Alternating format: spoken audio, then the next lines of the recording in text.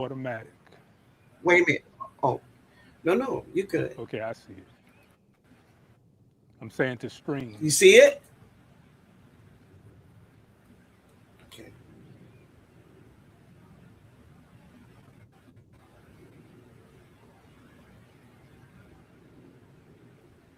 We are live. Now you should be able to see. Uh, Hello. yes, ma'am.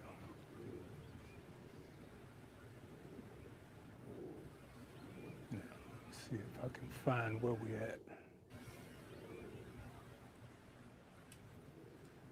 Because I'm trying to find me on Hey, YouTube. Miss Red. Hey, Bridget. Okay, let me see.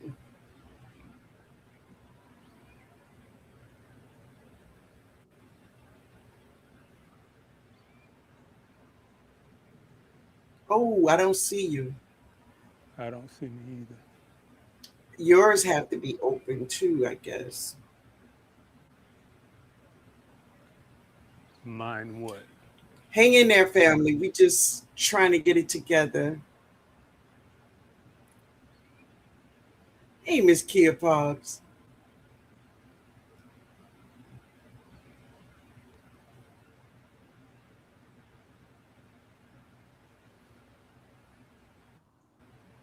Let me make sure my part is right. Okay, man? Yeah, okay.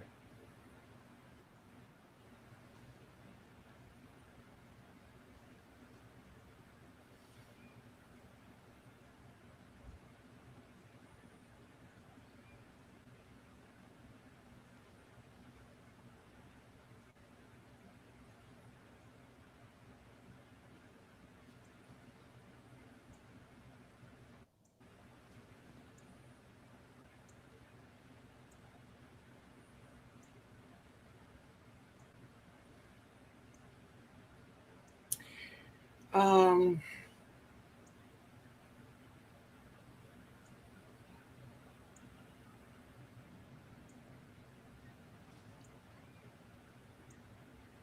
I think the problem is here with me. Okay. Say, please note recording settings are disabled while live. Okay, cool, cool. Okay. Okay, let's see. Let me see.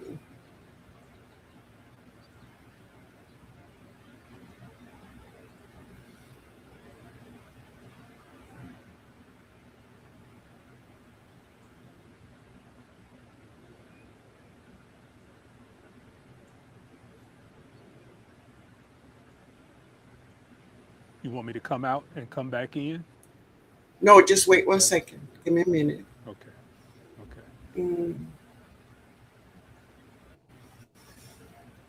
Oh, let's see. So I have the button pressed where it says guests can stream this to their own destination. Mm-hmm. So Okay. that button is activated. Let me kind of redo it again. Let me take this out and put this in. All right. Let's see if that helped. So on this end is set, but I Okay. still don't see you on your channel. No, I don't either. Wait. No, I don't.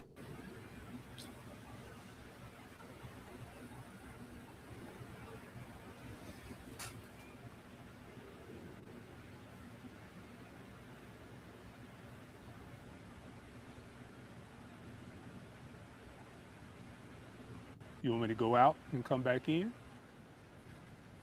You want to try that? Go ahead. Yeah. Okay. Try. Since I reset it.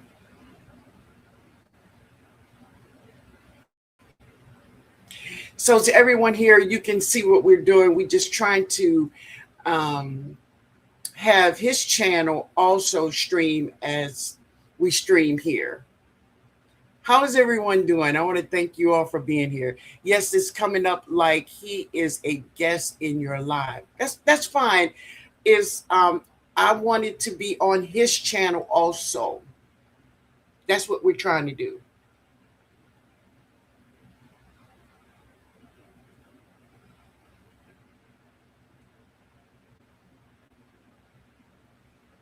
Mm,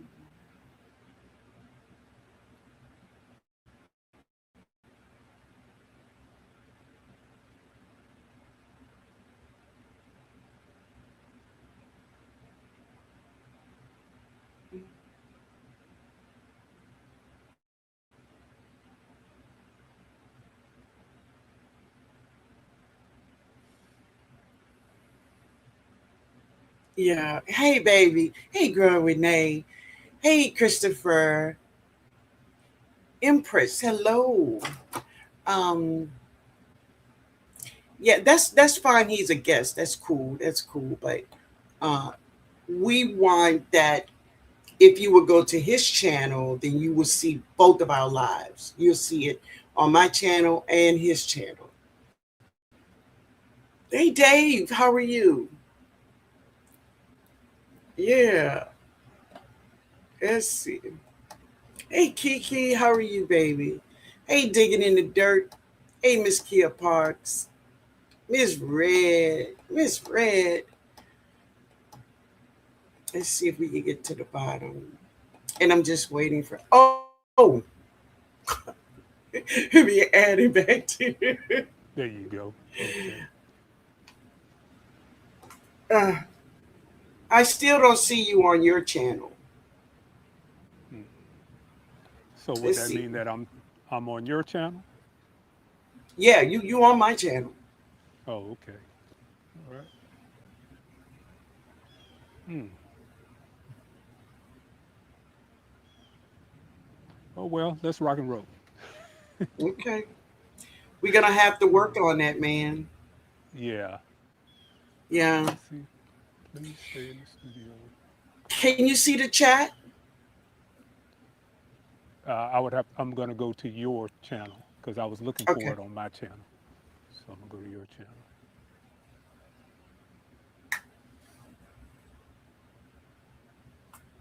Oh, thank you, baby. Thank you. We're gonna get it together. Hey, There you go. Jackie. Let's see.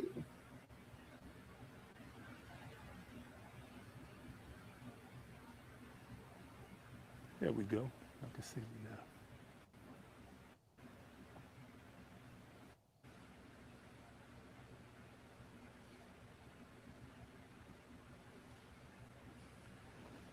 All right. You good? So Yes, I wanna. ma'am. I'm sorry. Yeah, you're Okay. good. So I want to welcome everyone to this pop up that Growing Out the Box and I are doing here today. We hope you all been having a great Monday. Hopefully, you all been keeping to your meatless Monday and the drinking of water. How y'all doing with that? How y'all doing with it? Kiki, how you doing with it? Well, Kiki, I know you're not eating any meat, that's for sure. But I hope you all been having a great day. So, Growing Out the Box and I just decided to stop in and just have a conversation about gardening and more. How about that? We're just kicking the bobo, as they say. Yeah, Yeah, yeah, yeah. We were on the phone today, just kind of talking, and we were going for about 2 hours. I say, Miss Linda, this could have been a whole live right here. yeah, yeah. So, how is everyone doing today? Before we get started, how was your day? What was going on in your day? Miss Red said, I have already failed meatless Monday, but I'm still drinking my water. Got you, baby. Got you. I understand. I do understand. Right? It happens. But anyway, I'm going to get started because, there are some things that I want to know about growing out the box, right? Okay. Fantastic. I'm fasting currently. All right, beautiful, beautiful. People fast for many, many reasons. When I was growing up, fasting was a big thing in my house. I love to do it. But anyway, so one of the things that growing out the box and I was speaking on is little things in our garden, like what is the name of that bug?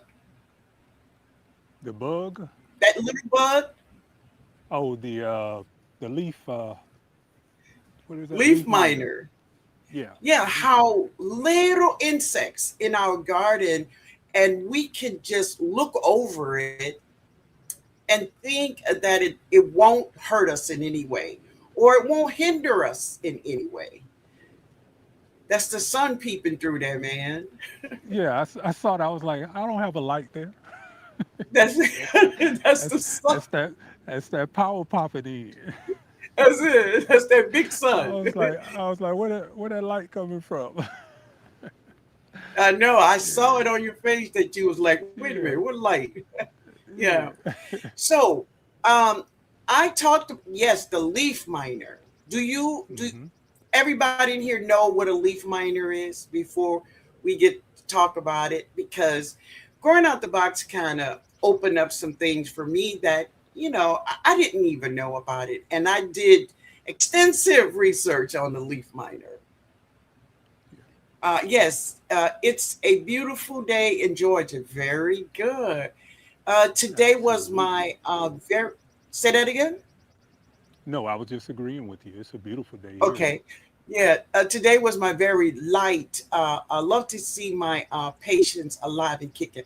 That's a beautiful thing, baby. Every day, that's a beautiful thing. So that means yes, everybody here knows what leaf miners is, right? So tell me this, growing out the box, just by your own experience, what are some other little things that many people may see in their garden and they just walk right on by it because they don't think these things will hinder their harvest? Well, going back to your point about the leaf miner, Hmm. I think you were saying in your live, which I wasn't able to participate in last night, but I think you were saying in your live about the glucose and different saps in there that the leaf miner goes in and basically extracts, which makes your plant not able to feed itself. But to take it a step further, like what we were talking about earlier, when you have leaf miners, it's also a sign that your plants aren't as healthy as you probably think they are, because what they call simple sugars and complex sugars, that's going to be the difference in whether or not Hmm. your plants get major attacks by bugs or just basic attacks. Um, that has to do again with the sugars that are in the sap. So if your Mm. Brix levels, Brix, not Brick, if your Brix levels are up in your plants, then you're going to have less insect pressure because that is when your plant is producing what they call complex sugars. Then the complex sugars are toxic to insects. That's why your plants look so good, Miss Linda. So let me say this. One thing I want to ask you, is your volume the highest it could go? The volume on my mic, Yes. On uh, whatever device you're using, is it at its highest?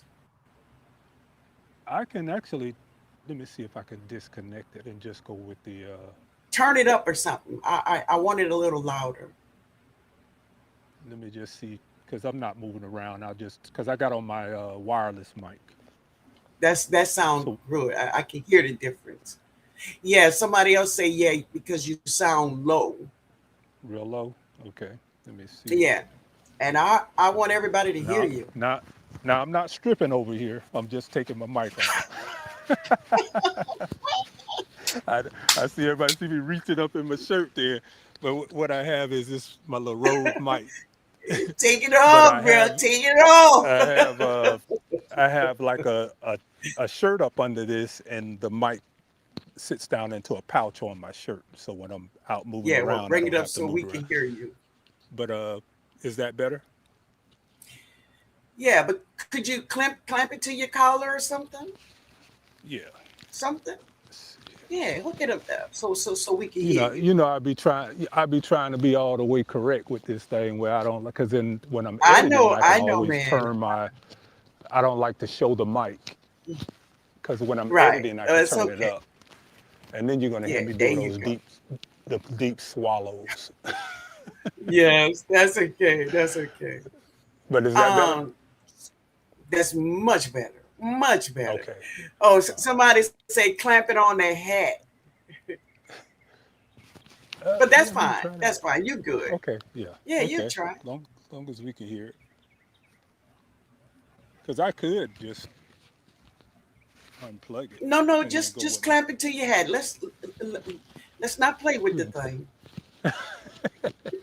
because you're gonna make me miss what I want to ask you now. Okay, go ahead. Now we rocking. Okay. We rocking and So rolling. going back to what you just said that the leaf miners, your plants is unhealthy. It's weak. Am I Yes, right? That's what you said. that's correct. That is correct. Okay. So it goes back to the point I have made this when you have weak or dying plants, it attracts bad bugs. That's And absolutely that correct. is what really happens when you get these. So leaf miners should be really a first line to know that something is happening with your plants, Yeah. right? Well, to go a little further, something is happening in your Okay. soil. Yeah, Oh, that okay. means your plants are not uptaking the nutrients that's in the soil because, of course, we're being, I always say I don't like to say organic gardening, but natural gardening, we're relying on the bacteria and the fungi in the soil to feed the plants. So Hmm. if there's something going on with your plants, that means something is going on with your soil. So that's going to be your Mm, first place to look, you know, hmm. down at the Hmm. soil. Because if your bacteria and your fungi in your soil are not breaking down the organic matter or the fertilizers that you put Hmm. in, then the plant can't defend itself. Hmm. It doesn't have what it needs to defend itself. So that's the difference between True. how we as synthetic gardeners and the organic gardeners or the natural gardeners. A lot of times we think just because we sprinkle, and we were talking about this earlier, Miss Linda, when we was talking about you could sprinkle the blood meal down and mix it into the soil. You could put the bone meal down, mix it into the soil, and the plant just takes it and starts growing, and that's not how it works. So if your microbes in your soil, No. the bacteria in your soil are not conducive to your environment, then you're just basically throwing dirt on dirt. That's all it is. It's not going to work. And that's why Right. a lot of people get discouraged from Right. growing naturally or growing organically because they don't understand the real nuance behind how it works. And that's what I try to share, on my channel. Like, growing out the box, you be doing too much. But, that whole thing helps explain why things work as opposed to just doing what you just saw Miss Linda doing. Sometimes you want to understand why Miss Linda is doing what she's doing and not necessarily just do Yeah. what she's doing. Yeah. So this is a question. I experimented with this over the fall. But I experienced this in one garden bed. Now you just talked about how when people see things like um, maybe your plant need phosphorus or something, you go out and you buy a bag of bone meal or whatever, and you put it in there, and you think that it's just going to automatically help this plant. But one of the best ways that I found, and I did, as I say, I experimented with this over the fall, is to have a cover crop in those garden beds. I never want to leave my soil bare, and Hmm. it will keep my soil alive when I'm Right. not planting in it. Tell me about that, That's right. because I seen that you had some cover crops. Yeah. I grow alfalfa, and mostly like in my beds throughout the Alfalfa. winter time. Yeah, most of the time throughout the winter, I cover all my beds with my elephant garlic. So to your point, you want something growing in Gotcha. that soil at all times, because what's going to happen is while your bacteria won't die, they're going to go to sleep. There's Mhm. nothing there to eat, so they're going to go Mhm. dormant. So you have to basically Right. jumpstart them again at the beginning of every season if you're letting that bed go to waste. That that mindset came from synthetic gardening, the farming community, so to speak. When Mhm. they were doing Mhm. the synthetics in the garden, and they say you got to let the plot rest for a season. That does not Right. apply when you start talking about organic gardening and natural gardening. That does not apply. Your soil Right. is the lifeline of everything that you're doing in your garden. And when you Mhm. allow that to be depleted, then again, you're going to have to jump start it every time you do it. Even with the watering, Mhm. I meant to bring up, but there's a thing called, and not to jump subject, but there's Mhm. a, a thing called ascorbic acid. It's most people Okay. call it vitamin C powder. Um, Okay. I've been using that to dechlorinate my water. I think we talked about this, Miss Linda, a while Mhm. back when we were Mhm. talking about, okay, people think you could just sit your water out in a water bucket and the chlorine goes away. That is Right. absolutely true. But Yeah. here's the nuance behind that. Chloramine does not. Chloramine does Mhm. not go away. So Go that away. has Right. this, matter of fact, the chloramine is even more detrimental to your soil than the chlorine, because both of those are there to destroy what it is that we Mhm. are trying to create, and that is the bacteria that's in our soil. So what I use is Bacteria. the Mhm. vitamin C powder or the ascorbic acid to neutralize that chloramine that's in our tap water. And it won't just go away by sitting it Mhm. out. I've heard that story a million times. All you got to do is sit your water out and the chlorine goes away. That part is true, but the It's true, but I chloramine mean, not the does other not. part. Right. Right. That's right. Right. So, and it goes back to Yeah. what we are talking about your soil and having to restart your soil over and over again. Every time we water it with our municipal water, we're basically restarting it every time, because the bacteria population is always going to rebound. You can't really kill it, but you Mhm. can set it back every time you water with your Exactly. tap water. Yeah. But that Mhm. just goes back to your Mhm. point of why those leaf miners come in, because we're trying to grow organically or naturally, which requires our bacteria and our fungi in the soil to feed our plants. And every time we water it with our municipal water, we're setting it back, allowing it to grow. We set it back, Mhm. allow it to grow. So that's something that I've really been putting into practice this year. And it's a little work unless you have a self-watering system, but that's down the road. Yeah. My baby Veggie had one in her garden. I know you've seen it because her Yeah, garden is nice. amazing, isn't Yes, it? nice, It really is. nice. I love her garden. Yeah, I really do. So tell me this. Now, I have been a part of YouTube since really my first channel. I started my first channel back in 2009, right? And that channel is the New Orleans Garden and Family. And I started that channel for my music, right? Yeah, yeah, yeah. Just, but anyway, just singing, right? Hmm. But I came over, then I started this channel. I started this channel probably in 2014, 2015. I started this channel. I started this channel because I was heartbroken.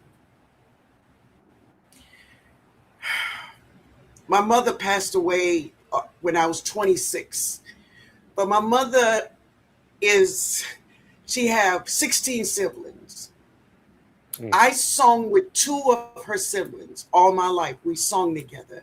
We traveled everywhere together.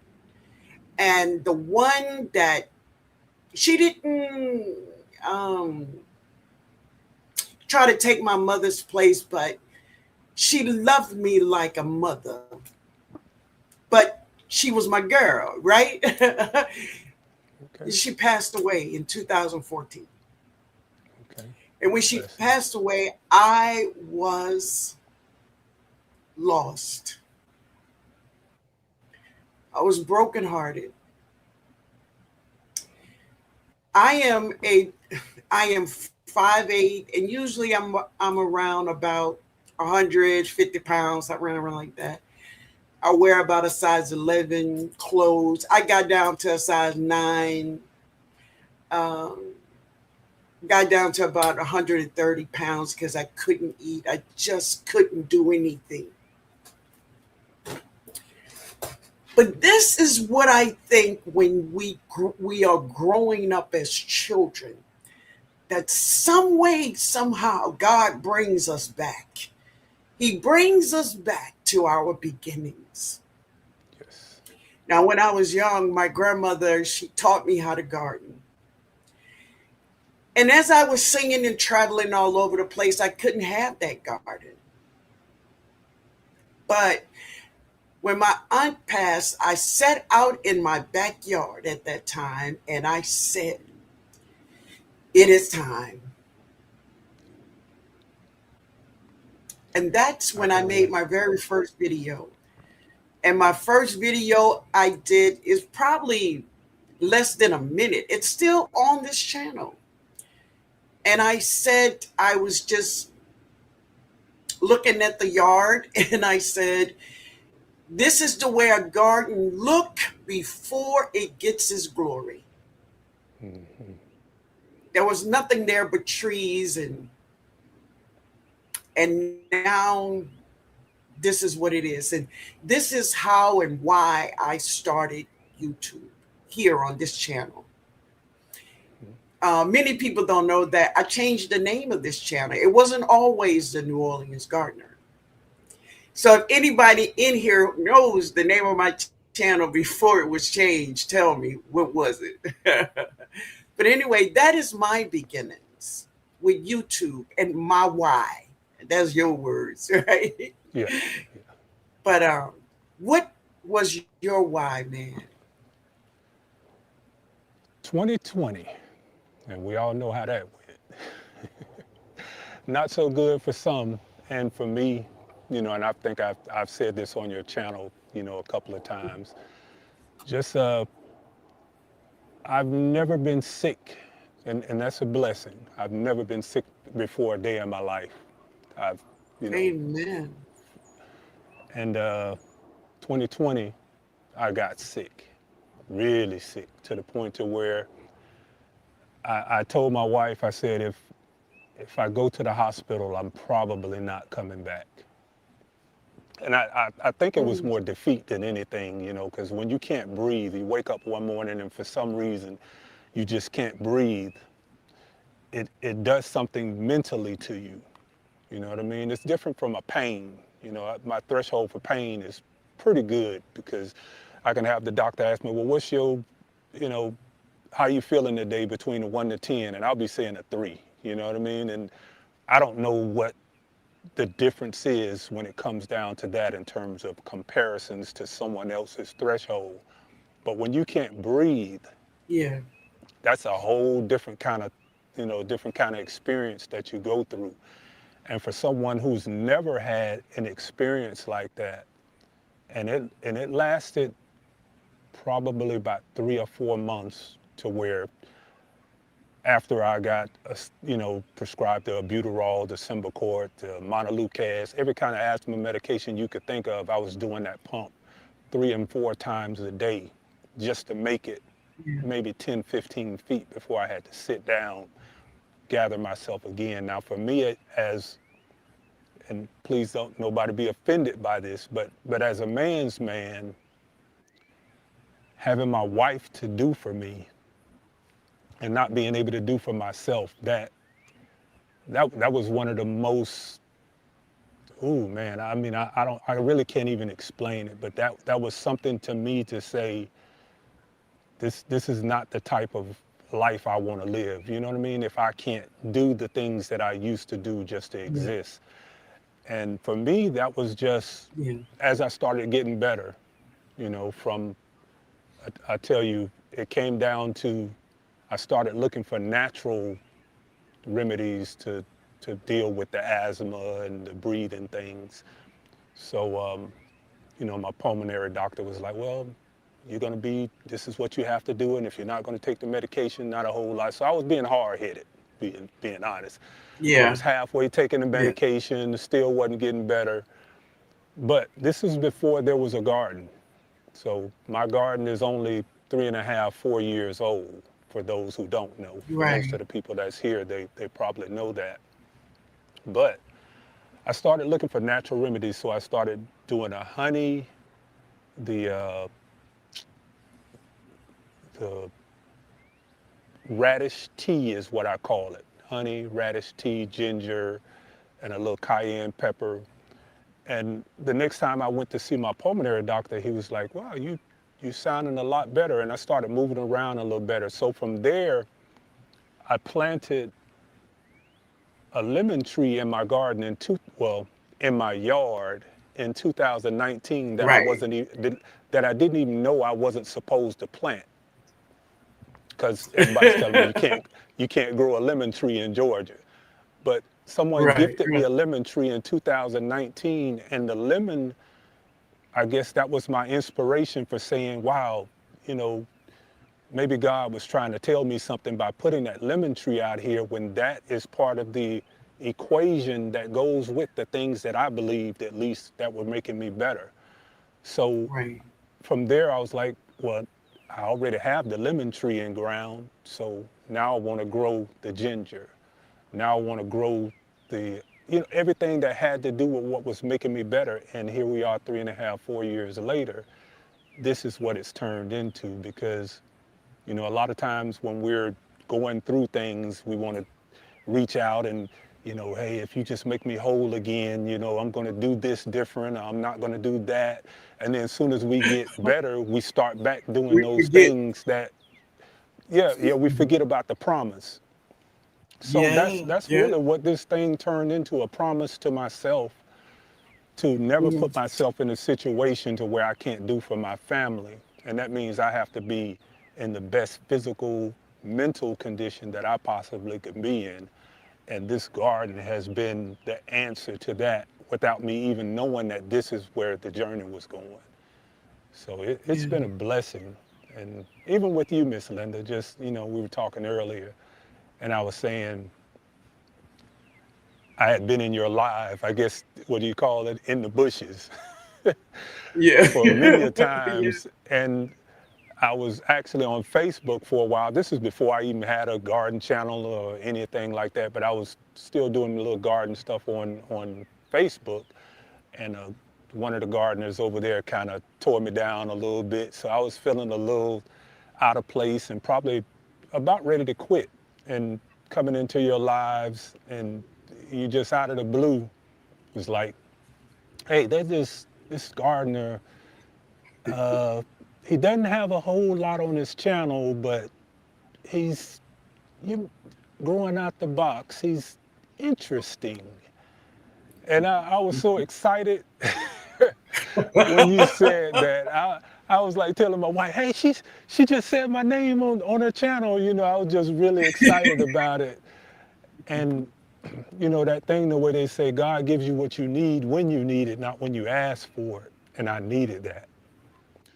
Mhm. And it just, Yeah. I really appreciate you to this day for that. You know,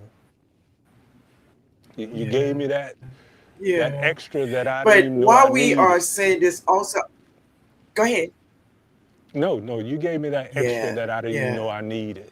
You know, and that's why I kind of hang in there with you. Yeah. So But oh, yeah, man. But while we talking, also, I want to give a shout out to Jay. Juicing with Jay. Now I know that's not the name of his channel anymore. Anybody know what's the name of Jay's channel now? Mike, if you know, put it in the chat for me. Juicing with Jay.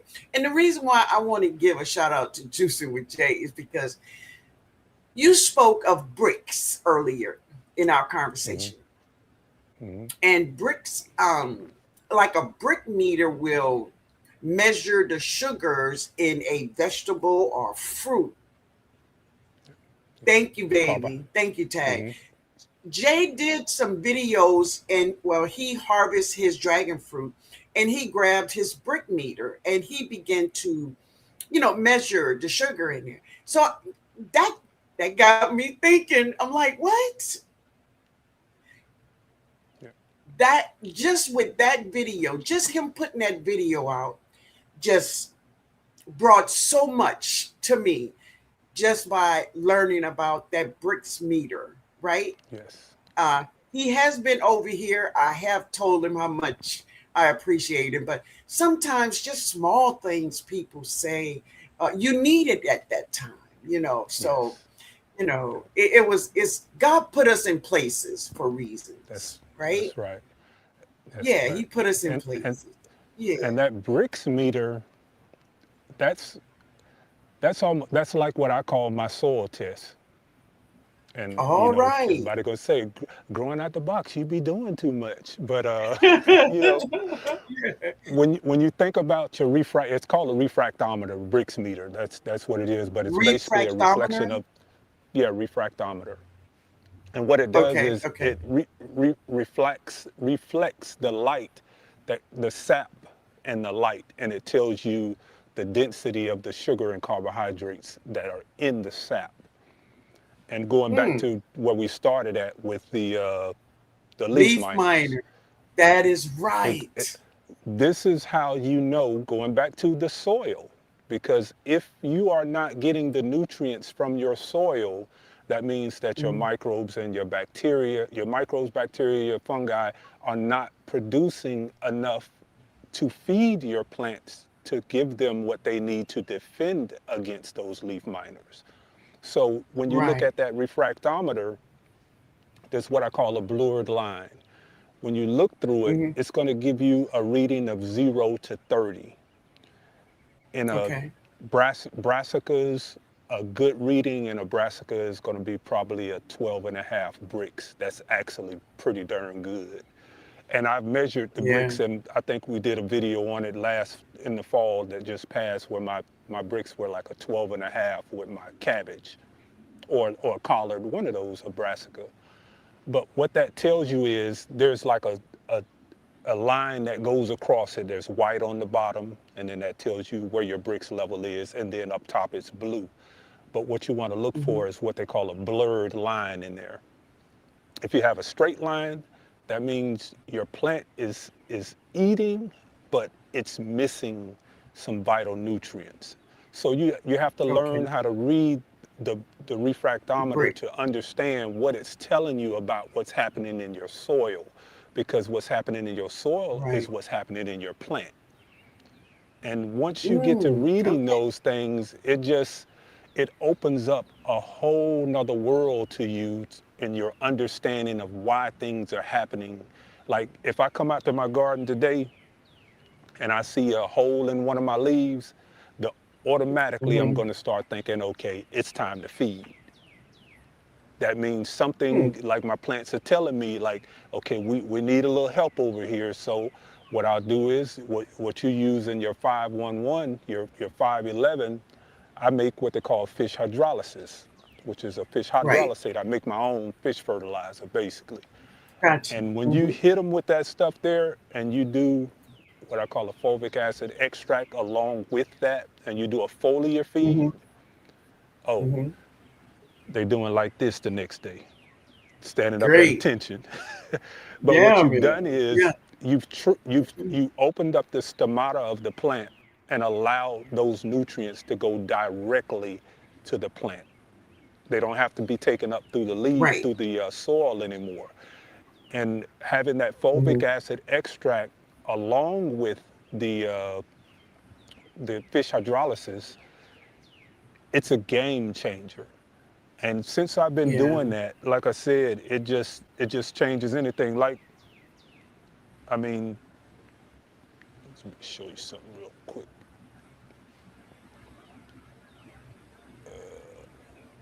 Oh yeah, I'm not in my own chat. But yeah, it's just the tools. Because someone was saying on Instagram when I posted something the other day about, I think it was about, oh, the my pH meter. And they were like, well, you don't really need Okay. a pH meter. And I was saying, well, you probably don't need a pH meter. If you don't think you need Right. a pH meter, then you probably don't need a pH meter. But if you want to understand what's going on with your soil and you want to maximize the potential uptake of Hmm. nutrients to your plant, yes, you absolutely need a pH meter. And I can challenge anyone in this room in the chat right now to say, if you were to get a pH meter and you would not grow your garden that much better after having that information locked in, there's nothing to stop you. It will just open up doors that you never knew.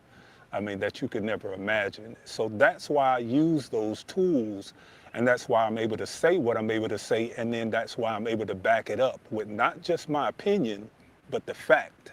Those tools give you Hmm. facts, and those facts is what Right. determine how you feed your plants. You know, so Right.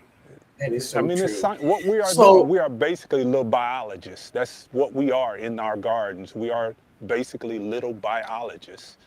You know. yeah, yeah.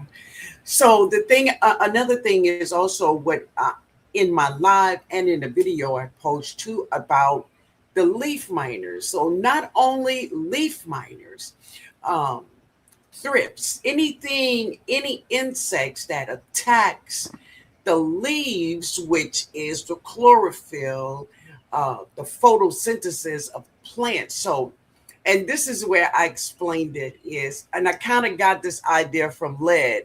Shout out to Lead Farmer 73. That's my brother.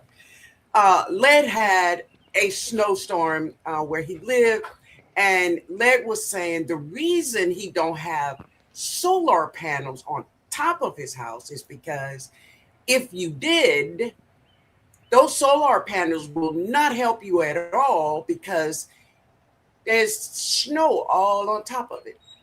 You can't get any energy if the sun cannot reach the panels. Yep.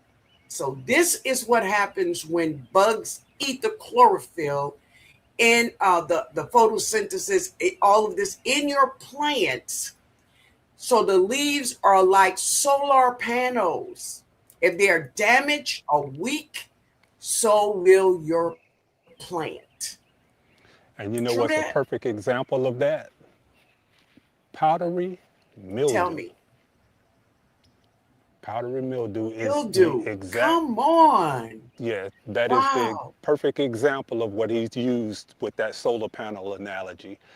Powdery mildew does exactly that. It Yes. blocks the stomata from taking up nutrients first of all, and then it blocks the light. Mm. If it blocks the light, you Right. can't photosynthesize. That's what causes that Cannot. fungus to take a hold. Yeah. So the answer to that is, Exactly. and I'm finna give y'all a jewel now. And if you've been Give watching it the to channel, us. you probably already know this. But if you take not milk, Hmm. the whey, the Hmm. liquid whey The from way. spoiled milk, you mix Hmm. that, start off with like a 50-50 regimen. You might want to start off a little less than that, maybe 35% of the liquid whey. That's the after the solids have separated from your spoiled milk, separate the solids, and that clear liquid that's left over, that's lactic acid bacteria.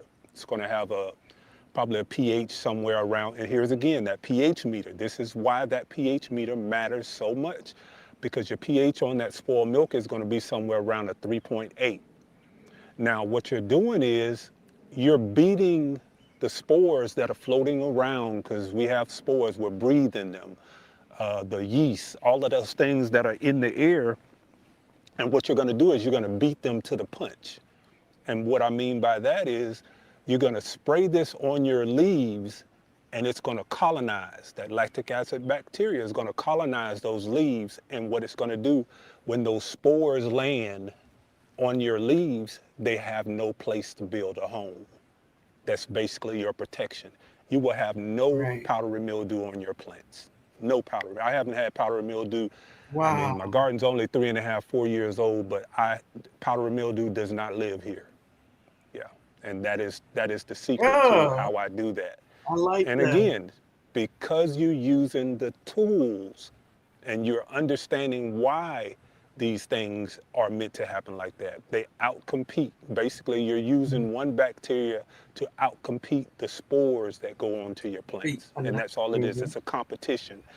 And that is pretty much what happens all around our garden. Super juice, Yeah. perfect example of that. Yeah. And we were talking about that Hmm. earlier Hmm. today. Yeah. And how super juice, you Yeah. get so many people like, oh wow, super juice. You put that in your garden, you need a bubbler. No, you don't need a bubbler. Uh-huh. You don't need a bubbler. But you do need to understand Right. how it works and how it converts. Because that stinky smell, that sulfur, those are futuristic type bacteria that causes that smell, that sulfur smell, and that is bad. Hmm. That's a bad Bad. bacteria. Right. Hmm. Now, just because it's anaerobic does not make it bad. You know what I Hmm. mean? Bad is Hmm. always anaerobic, but anaerobic is not always bad. This is just the Hmm. stigma that we've always had. So what we were talking about, Miss Linda, and I just did a short on it. I think I put it up yesterday when we were Hmm. talking about taking the super juice and dipping that your cup in that and then doing it 8-to-1 ratio in some water and then watering your garden with it. Like, how does Hmm. that work? Like, why isn't that those bad bacteria that you've created in there going into your garden bed?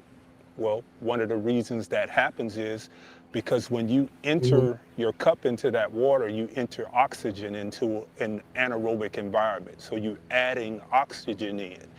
And you already know the answer to this, Miss Linda, and I'm going to let you answer. What happens to those anaerobes when you dip that oxygen in? I don't know. They die. For sure.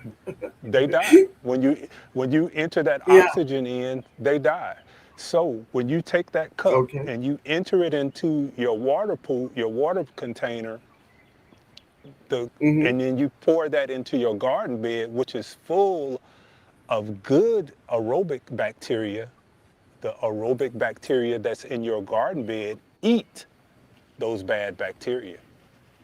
And then when they when Exactly. they poop, when they poop, that is how it Gotcha. gets fed Hmm. back into your garden bed. So it's an amazing That's the good process, you stuff. know what I mean? Yeah, that is the good stuff. It really is. Yes. That's the Yeah. good stuff. Yeah. Yeah. So let me ask this question, and I would like the the chat to participate. How many of you all companion plant?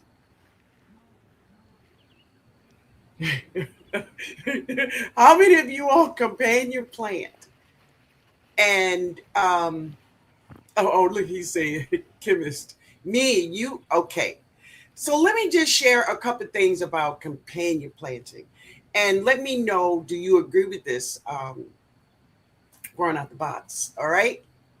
So here we have onion, garlic, leeks. Y'all ready? Onion, garlic, leeks, and let's say basil, and maybe even thyme. But there's many herbs out there that repel. These herbs repels insects. That means that if you have your onion, garlic, and leeks in the bed with your tomatoes, they don't want to have anything to do with your tomatoes because of the aroma of these onion, garlic, and leeks in the beds. Am I right? Yes. You agree with Yes. that one? All right. Absolutely. But there's another way where these plants attracts the insects.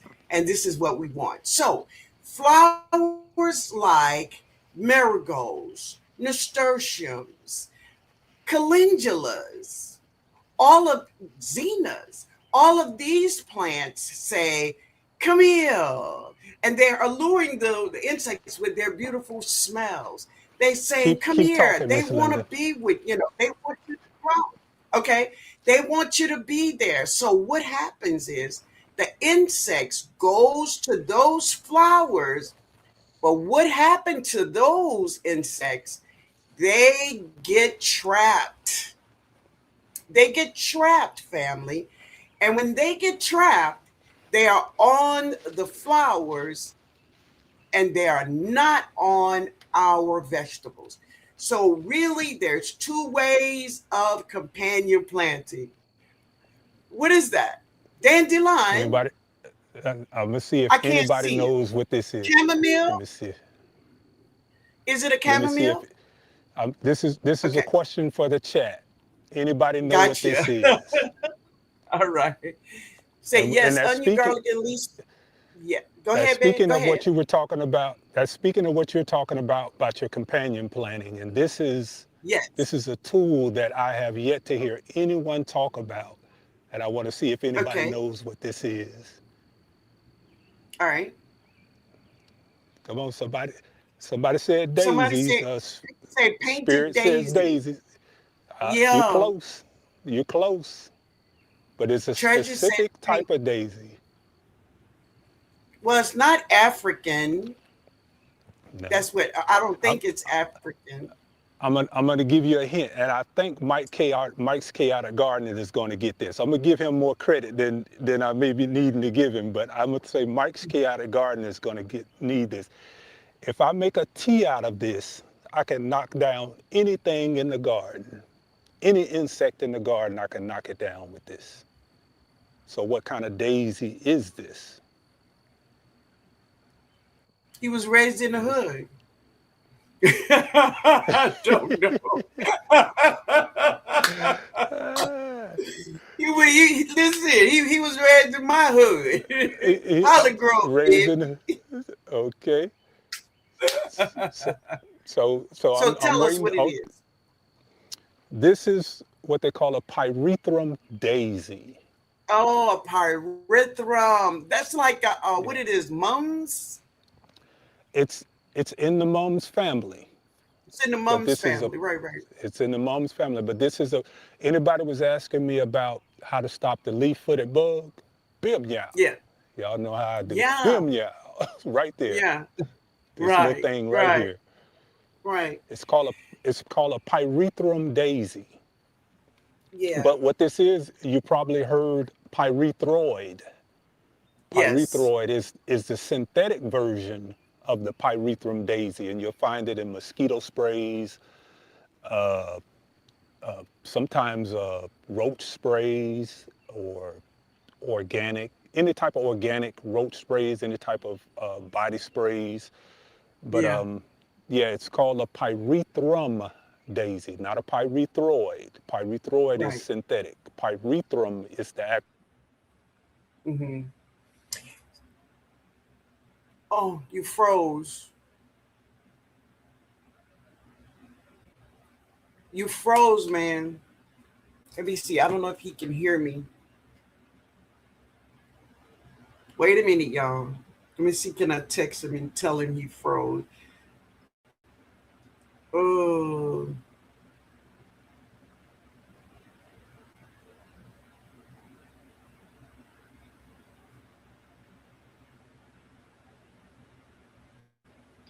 yeah.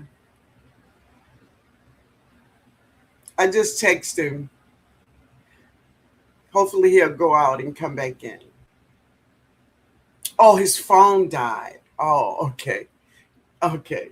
But anyway, um, the most thing I just, oh, okay, man, that's cool. I understand.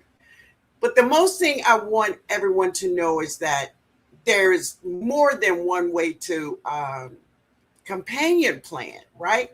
But I know the supporters that is always here with me on my channel. I know you all know. But I do see some new people in the chat, and I don't want you to walk away without knowing. Okay? Thank you, Mike. Yeah, Mike is awesome. Hey, Barb. What's up, Barb Brownlee? So I don't know if he's going to come back. I don't know. Let's see if he's going to. Let me text him real quick, y'all. Because I don't. If y'all don't want it to end, just say no. Let me know. Say yes or no. Yes, let it end. No, wait a minute. You fairly new? Yeah, I know. I haven't seen you here many times. And baby, I don't want you to walk away without picking up something. Okay? All right, man. All right, y'all. Okay. All right.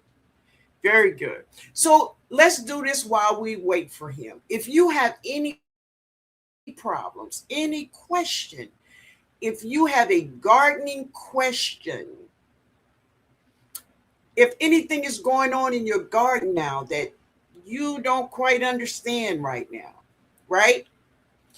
This is a good time to ask your question now. I watch Growing Out the Box all the time. Good, Dave. Thank you. Oh, you're welcome, love. Yeah. No, strike that beautiful pose. Thank you, baby. You have a question? Come on, Christopher. Let me have it. Get that extension cord. Golden. Yes. I agree with you. Yeah. All right, baby. All right. Let me see. I'm gonna say they want you back. A Michael Jackson song, right? Oh, they want you back, baby. Let's see. Yeah. But okay, who have a question? What problems you all having? So listen, I have a video coming up in the morning. Y'all go watch the video. Y'all go watch the video for me. Have anyone ever used rice fermentation in their garden? Yes, I've heard of it. And does it work? From what I understand, it works really well. Okay. Yes. TNOG, that was so informative. I'm glad. Oh, baby, I'm so glad you were here too, honey. I am.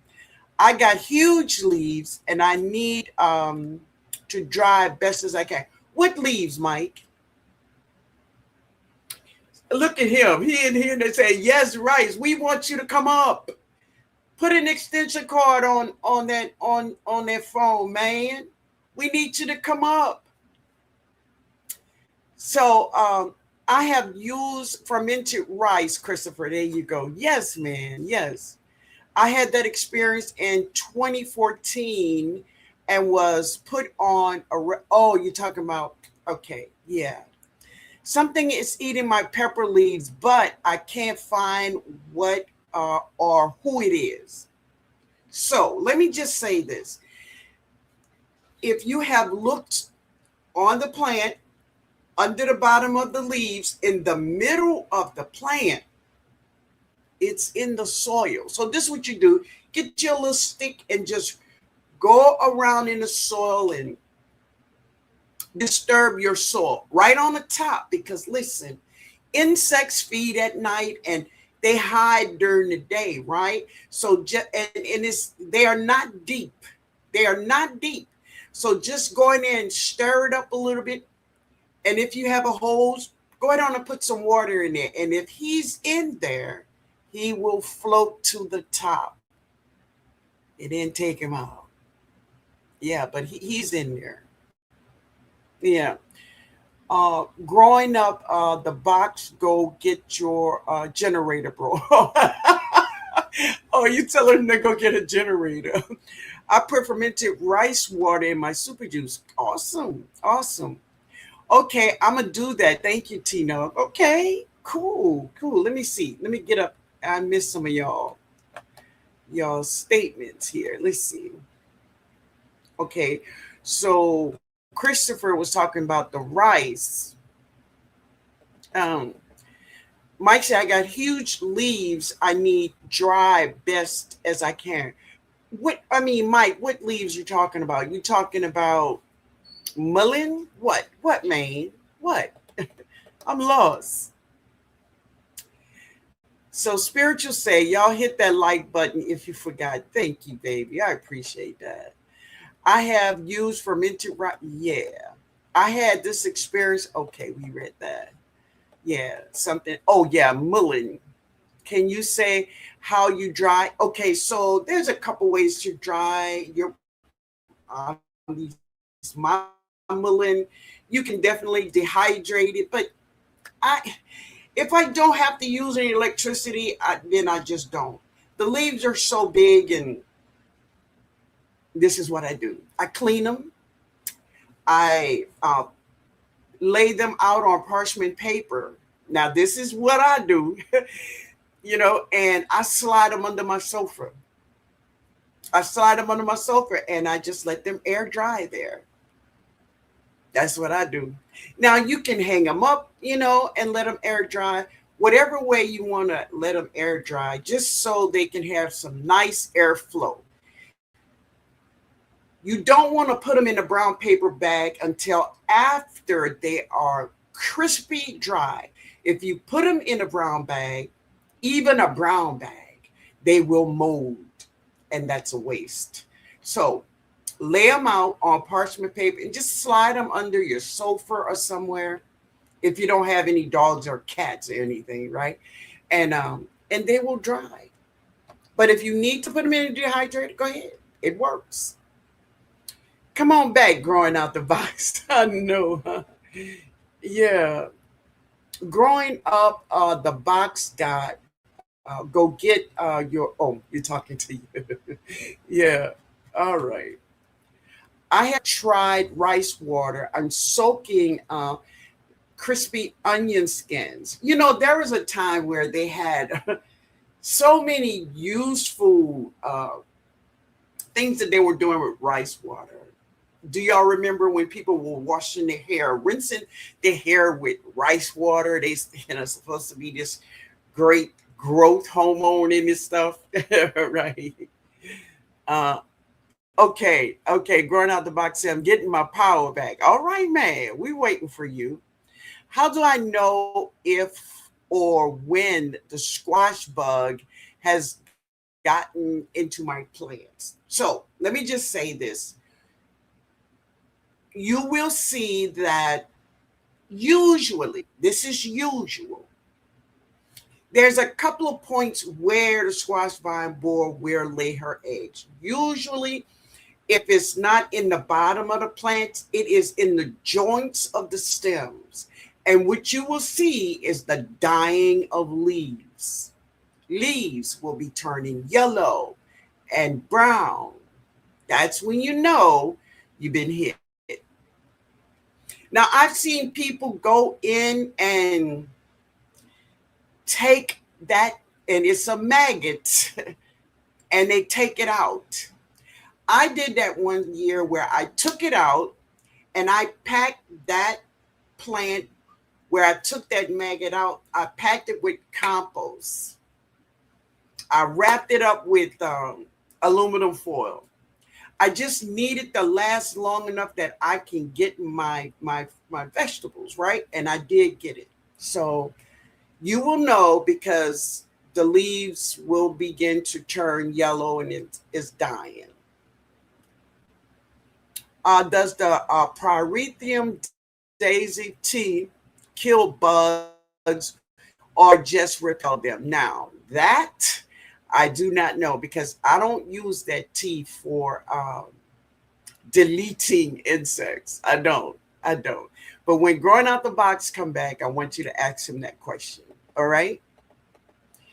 The fermented rice water works. You just can't use a lot because of the starch content. I used it every 2 weeks, but you have to dilute it just like fish fertilizer. Awesome, baby. Yeah, yeah. Hey, Adrian. Hey, baby. Growing out the box has a surgical kit for the boar. And I've seen people do that where they use some kind of solution and inject it into the plant. Yeah, but I don't do that. I just, when I see the squash vine borer, I try to get them. I got some zappers, right? And I zap her. Yeah. I also have a net. I bought it from the Dollar Tree. Like you see these kids trying to catch butterflies with these little nets. I got one of those little nets. And I did get one in that net. And then I delete them. Yeah. Mike, Mike, I know. Growing out the box is laughing at that. He's just doing too much, man. You're doing too much. Oh, Barb Brownlee say hello to everyone joining this awesome live. Thank you, baby. Thank you. Yeah, he is just doing too much, y'all. Doing too much. So nobody else have any other problems. So let me just share this here. There is some things, like I said, I'm gonna post this video in the morning. I know you was listening at that, man. Uh, I'm gonna post this video in the morning because when I went out to my garden this morning, I was shocked, just shocked about what I saw, right? Compost tea worked so good for me this year. I use molasses for feeding deer. It's way cheaper than store bought. I love it, man. I love it. And the great thing is that for me, I have about 2 jars of molasses. Now, this molasses was very cheap for me because I made it from the sugar cane that I grow. Yeah, so I love it when I can use vegetables in my garden to take care of the vegetables that's in my garden. Y'all get it? Yeah. So, growing at the box, are you coming back, man? Let me know. Let me know. Because not, what I'll do is I will put out a invitation for you to come join me on my weekly Tuesday night live. Wow, you make your own molasses. Yeah, Sean, from my sugar cane. Oh, yeah? What? Wait a minute. Yes, ma'am, you coming back right now? Let me know. Yeah. Yeah, molasses is so easy to make with our sugar cane. If you're growing sugar cane, it is so easy to make your own sugar cane. The very first time I made my molasses from my sugar cane, I was blown away. Really.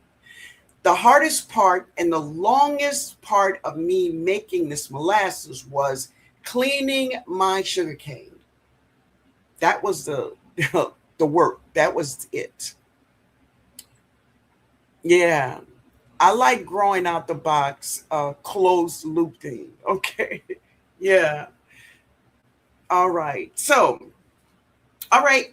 So no one else have any other problems going on?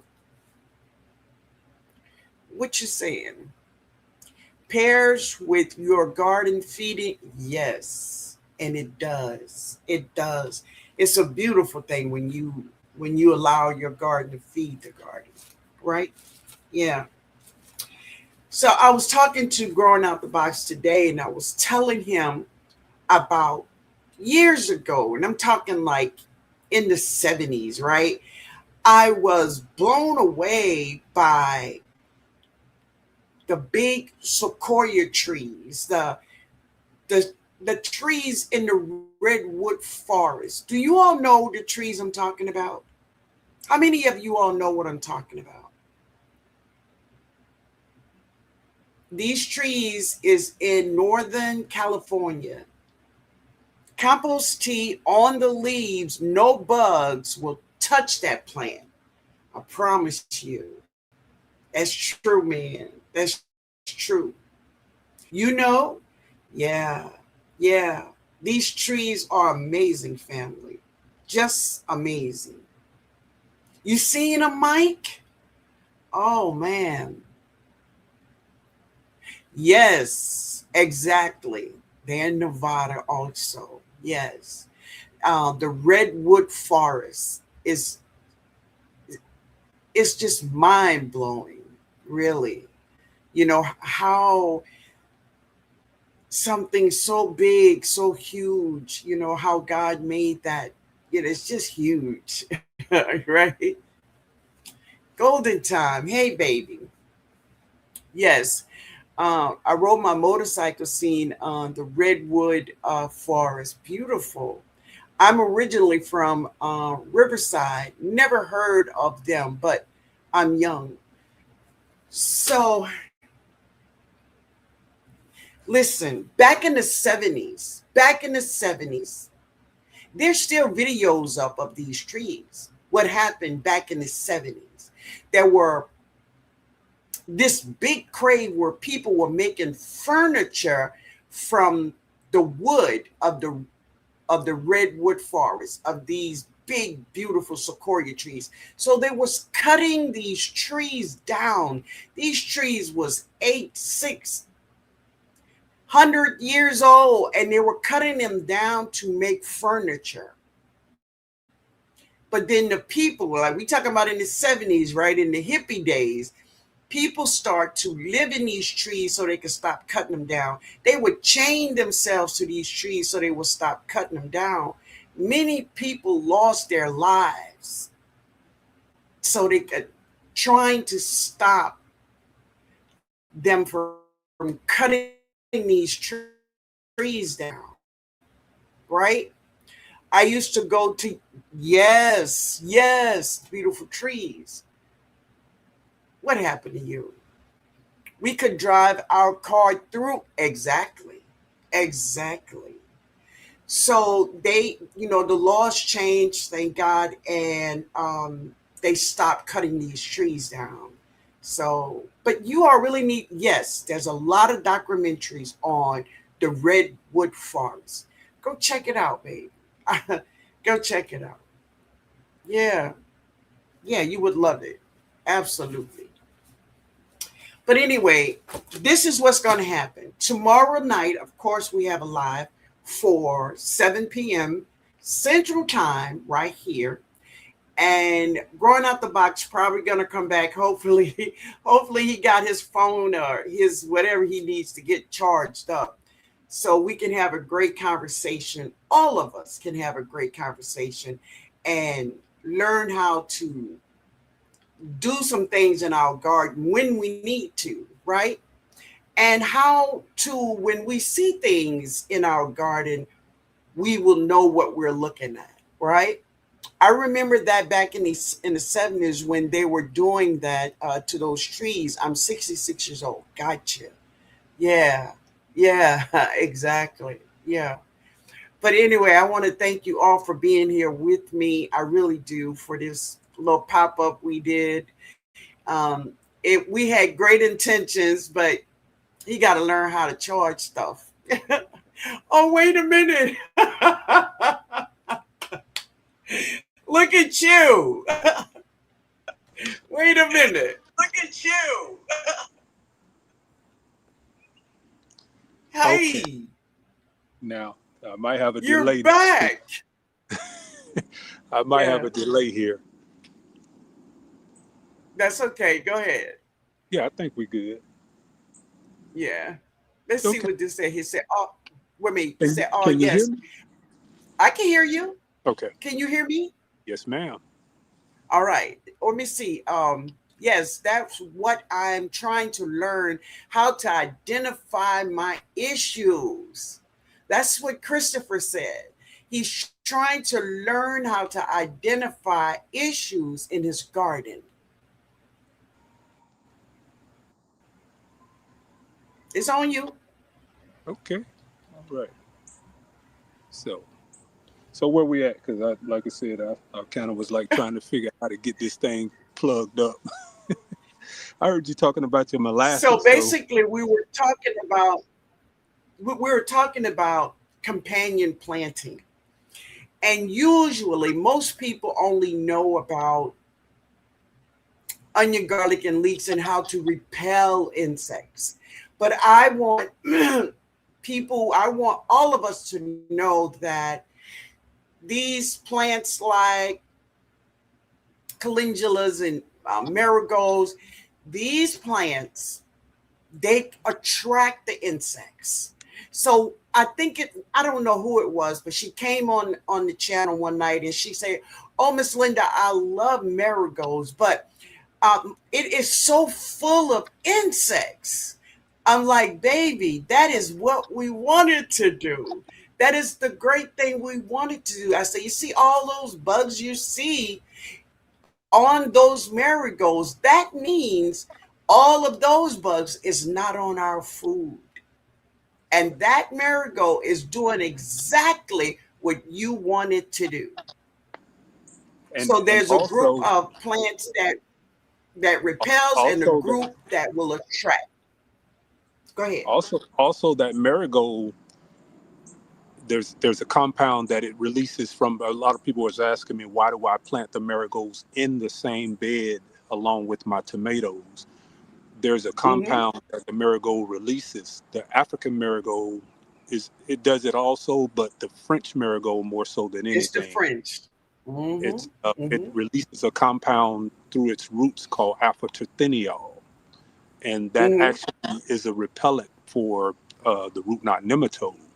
So that was the Right. question a lot of people was asking me about, like, why do I plant it in the same bed with my tomatoes? Because you want the root exudates to be able to release that chemical into the soil because it's toxic to root knot nematodes, which of course is Right. notorious for And tomatoes. I plant marigolds in my bed, but this is what I did. I took my French marigolds, I pulled about 100 flower heads off. I put those flower heads in a jar and I added oil and I let it set for 60 days. Almost every day or so, I go up in there and shake it. And I wanted this oil to repel insects from marigold oil. I Hmm. wanted all of the makeup of that marigold to be in this oil so I can delete bad insects off my plants. And that That's is exactly what it does. Yeah, that's one way to do it. But And it's that's the French marigold you need. you Yeah. recognize that? Let me see it. Turn it around. New, New Orleans, baby. Just know Oh that. my goodness. What is it? What A is it? purple. It's a purple. Uh, you were just talking about it. The New Orleans purple uh, cane, the sugar cane, the New Orleans purple sugar cane. Sugar cane. Yeah, New Orleans purple. You see Oh, that purple? beautiful. I You love see that that. purple? The purple stock down there. I do. That's that New Orleans purple. I got Yeah. 7 of those. So this weather has been so crazy here in Yeah. Georgia. I hadn't been able to put them out, but that's going to be going to your point when you were talking about creating your own sugars. When you said that, when Yeah. you made your molasses last year, that inspired me to want to grow those New Orleans purples here in Georgia because they'll do decent here in Georgia as long as I think you have to plant them about 5 feet, 5 inches deep, so they can handle Yeah. that cold. But the New Orleans purple is a little more cold hardy than the normal. Yeah. And So you can also make that terminato sugar that you talk about that's right. from that sugar cane because it's made from sugar cane. Yep. And turbinado sugar is not the same as the white sugar. So for anybody who's Mm-mm, asking the question, that turbinado sugar is not processed the way that white sugar is. It doesn't have that not at refinement all. and the processing that goes with it. So that was why I was cleaning the shelves off in Dollar Tree. Man, do you know some people Beautiful. really got pissed off at me about that?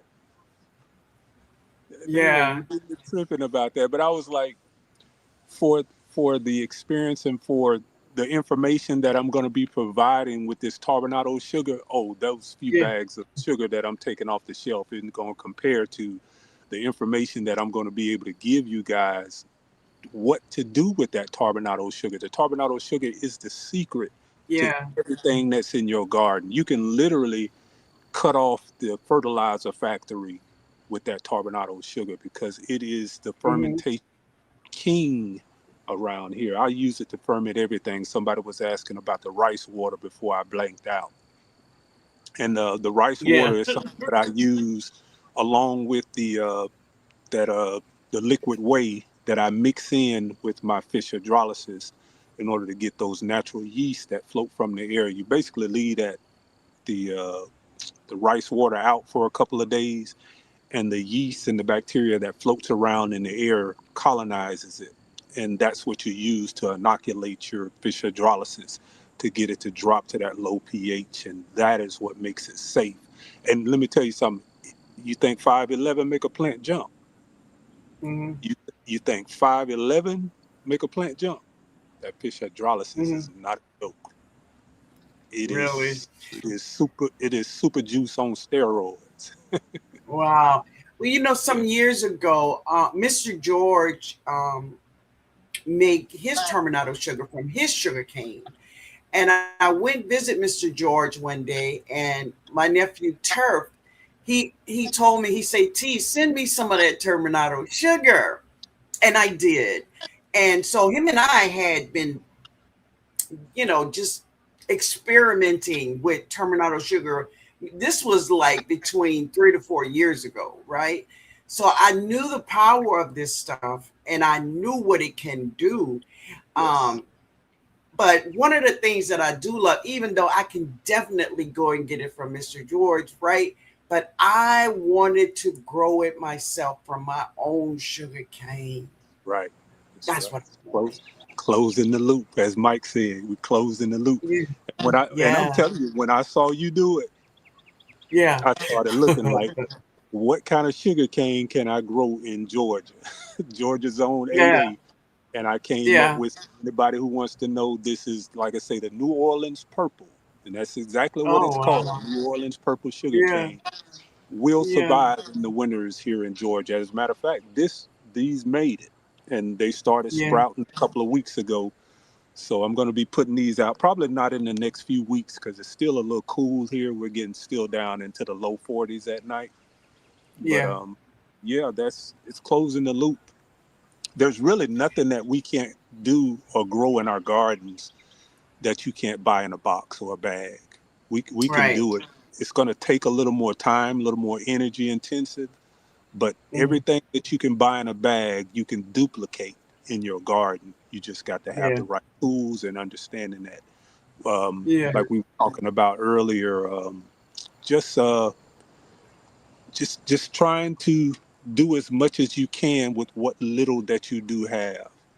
Hmm. That's the biggest thing that we're trying to do this year, especially with the gas prices going up as they are. And the first thing they start talking about was, oh man, that means fertilizer is going to be going up. Yeah. Okay, let the fertilizer go up. It ain't going to affect nothing over here. Exactly. You know what I mean? Yeah. Because we're doing it. We are actually doing this. You know what I mean? So I just say to the people that are in the chat, don't denote what we are doing as natural growers. In what we are doing is biology. So as simple as it may sound, we can throw a little granular fertilizer out, and I really don't even think we can really categorize it as fertilizer, because what it really is food for the microbes in your soil. And that is what grows your plants when you're doing it the way that we are trying to do it. And that is with the using the fungi. Like with me, I like on the tomatoes and the peppers, I like using the arbuscula mycorrhiza. And what that does is that it gives your roots an extension that goes down deeper into the soil, so the plant is able to mine nutrients that it normally would not be able to mine just on the surface level. So just understanding those things, and once you start watching what it do and how your plants react to it, There's no question in the, in my mind that you would really appreciate just the science behind what it is that we are doing. As simple as it is actually science. Yeah. Yeah. I think also the thing about it is true, and Mike can attest to that because Mike is here, so he know the things we always talk about. Is another thing is watering our plants deep water instead of a shallow water. Um, and when you water every day, you will find your plants roots staying closer to the top simply because that's where the water is. But if you water deep, your plants will go deep, which means you'll have a stronger plant with stronger root, will produce more food for you. That's right. And that goes to and Mike. Speaking of Mike, and I think I've said this a couple of times. Mike was the inspiration behind me doing those root training cups that I have. When you start talking about the roots going deeper, it was in Mm-hmm. a live that you had, Miss Linda, and they were talking about growing inside with the hydroponics. And you were Right. saying, well, I don't know about using the synthetics. Is there a such thing as an organic way to feed your plants? And Mike said something Right. like, well, you could use something like a fish fertilizer because you would only require a drop. Because once you put that drop into the solution or the water, it stays into the soil or It the stays the there. water The water. because it doesn't just Hmm. leach out the way it does in a pot. That was the Right. that was that what do you say, the little light bulb went off in my head. And I Yeah. said, Yeah, man. okay, so if I take a deep cup, put some sand in the bottom, and drop a little bit of fish fertilizer in it, that water is going to go to the bottom and it's going to sit there and feed that plant a lot longer with less. So you're saving more on your fertilizer and you're Hmm. building the root system of your plants before you transplant.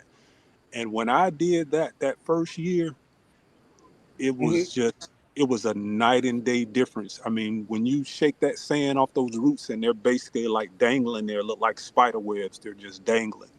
Then you put that in, it's Yeah. going to be so much less transplant shock. You really see no Yeah. transplant shock. And then you follow it up That's with a good. little fish fertilizer to give it that little boost to kind of give her something to stand on while she get her legs back. It's Yeah. yeah, the roots definitely. And even with some of the beds that I'm doing, I see a lot of gardeners, and this is just me personally now. This is that Mike, how we say it, going out the box, you be doing too much. You be doing but too much, man. You don't know. but what I do with my raised beds, and I have probably close to 16 raised beds out here, that this is something that I've been doing on all of them. And I dig down, let's say for example, my raised beds are 17 inches tall.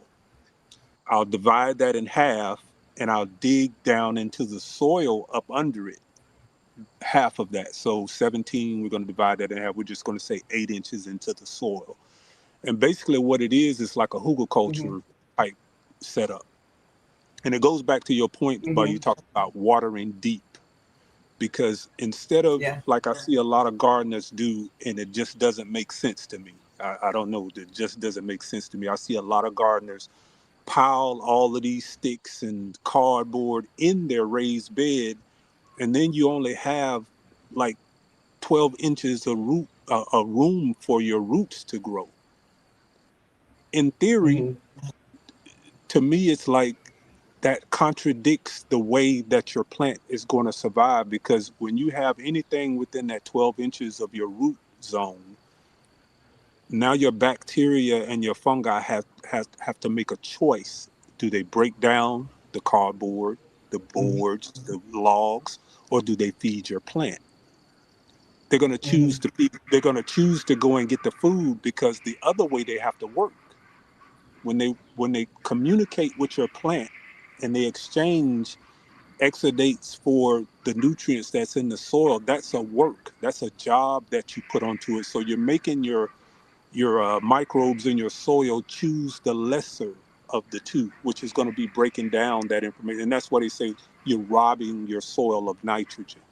That's what you do when you Right. put those logs and paper and all of that stuff in your raised bed. So what I did was I dug a hole down and I give my raised beds a minimum of 12 inches of head space between whatever it is I put in the bottom of the bed to the root zone. You want 12 inches in there. That way they're not competing with each other. And then by the time that stuff starts to break down, it becomes like real Mm-hmm. moist as wood and stuff starts to break down. Goes back to your point, Mm-hmm. you hold in moisture in the bottom. So on those days where the temperatures are hitting 100, 105, guess what those roots are Mm-hmm. going to do? Mm-hmm. Down, Oh yeah. because that's where the Down. moisture Mm-hmm. is. That's where the And moisture that's, is. Right. yeah, and that's how people were asking me, like, during the heat of the summer, like, how are you still getting fruit on your plants during this hot summer? How are your plants still surviving? Because first of Mm-hmm. all, I do those root training systems to get the roots deeper when I first start planting, and then they have something to go down for that Yeah. moisture that deeper into the soil, not in my raised bed. Because if you put all of that stuff in your raised bed, they're competing with the logs now, and it's that what they call a symbiotic relationship. If you Mm-hmm. Mm-hmm. something and they don't have to work for it, there's no longer a relationship. You break in the bond when you do that. So it has to be Right. like even what I did with my alfalfa, right? I literally starved my alfalfa of nitrogen to force them to communicate with the bacteria in the soil. Now, how did I do that? Mm-hmm. I put in wood chips into the soil, into the top layers of the soil. And what does that do? That robs the nitrogen. That makes the bacteria in the soil start breaking down those wood chips and forces the nodules on the roots to communicate with the alfalfa, which is a legume. So that's how I'm able Right. to get the nodules on the roots. So it's like Right. understanding like what the plant is doing and why the plant is doing it and why the relationship, exists between the two. It all starts to make sense. And then when you start seeing like some of my alfalfa now is like 18, 24 inches tall and they're starting to green up. Mm-hmm. They're dominating the soil now. They're going down deeper. And as that tap root goes down, again, to your point, the deeper those roots go, the greener those plants are. And I haven't fertilized those plants once since I put them One, in. and you shouldn't. And see, that's Yes. the thing. I'm talking about in our raised beds, and with us growing our food is that I suggest that you don't water daily. Watering daily, you want to water deep. You want to water deep, and that will keep your plants going deeper down and getting stronger and stronger roots. Yeah. Yeah. That's that's my thing. Yeah. Hey, Miss Shirley. Hey, Yeah. Angela Calloway. I see Angela Calloway came in the room. I know I ain't been speaking to anybody, but I'm going to speak to some people. Yeah. Spirit. She said, good evening, Miss Linda, and growing out the box. And ooh, Hey, wait a Miss minute. Sher. Yeah. Yeah. I was hanging And out the with Miss Linda. chat. I can't We were on the phone talking today about 2 hours. So I said, Miss Linda, let's just do a pop up tonight. We ain't gotta announce nothing. Just let's just go in and just talk about like we talk because we was on the phone about 2 hours today, just talking about garden stuff and life in general. And I said, well, that's what I like to do. I just like being inside in front of the computer is a little stagnant for me because then you got to kind of stick to a subject matter. I, I'm like all over the place, and I know Miss Linda probably like, come on back, come on back, come on back a little bit now. But I just like just being the free spirit. You know what I mean? Like I'll be out here in the garden, and I'll be jumping from one thing to the other, but it all happens when I edit. I'll go back in and I may do something on one side of the garden, come back to the other side of the garden, but then I can make it all make sense in the editing. And even with going live, I found that like what we're doing right now, just talking, you know what I mean? Just Mhm. communicating with Mhm. each other, asking questions to the chat. Um, that's what feels good to me, you know what I mean? And just being Yeah. outside, having the little ambience of the garden behind you, it's like this is the real thing. It's nothing staged about it. You know, if you got any questions about anything that you see behind me, in front of me, on the side of me, I'll pause what it is that I'm talking about and just go to just like pulling up the pyrethrum daisy or pulling up the sugar cane. You know what I mean? It's like we shift gears Yeah. based on the needs of the people. You know what I mean? So that's Yeah. what I like Yeah. doing. Um, I mean, like I said, I just enjoy doing this, and I see the light really is making a difference now. Yeah. Yeah. Yeah. It does. So let me ask this here. Maybe we can give people in the chat some words to say. Hmm. Here on my channel, we gave we wanted to know how much you all know about gardening words, like gardening terminology, right? So give me a word growing out the box. It's a gardening word that many gardeners should know if they don't know. Okay. I'm gonna do an easy one because I just said it a couple of minutes ago. You Okay. were paying attention. Okay. Symbiotic. Somebody. Symbiotic. So Symbiotic. if someone if someone is talking about gardening and they say symbiotic, what do you think it means? What are they Let's go. talking about? Let's go to the chat. Hey, pretty girl. Let's go to the chat. Hey, yo. Hey, Yankee sister. How you doing, my sister? Hey, Miss JK. Hey. Oh, I'm Empress missing Herbal. everybody. Huh? Empress Herbal is close. Relationships. Okay. Okay. So let's be a little more be a little more defined about it. Yes, it's a relationship, but what does that relationship mean when you say symbiotic? It is a relationship, but what kind of relationship? Um, Miss Sweet Thing says, Mr. Sweet Thing Working. said, working together. Okay, Mm-hmm. symbiotic. CB says symbiotic is when things left each other up, mutual Lift, benefit. I guess. There you go. Mutual benefit. Yeah. Yeah. Symbiotic is I like to tell Miss Linda part of how discovering her channel, you know, for me was where we're at right now. That would be symbiotic, like by us coming in Mhm. now and doing lives together, you know. She gets something from it, I get something from it. Even with you guys in the chat, when you're asking a question that I may not know the answer to, then I go and do the homework and I bring that back to you. That's symbiotic. You know, that's a relationship that a lot of people don't even understand. How is it that I was able to gather this much information in 3.5 years? Because I've only been gardening for 3.5 years. Was it 22, 3, 4, 5? I'm gonna say what would you say, Miss Linda? 4 years maybe? Yeah. Let's see. Technically 2021, 22. 21. Okay, so we're gonna say 4 years. So4 years. the way that I've been able to fast pace everything is I want to be able to answer every question that's asked and that I can't do.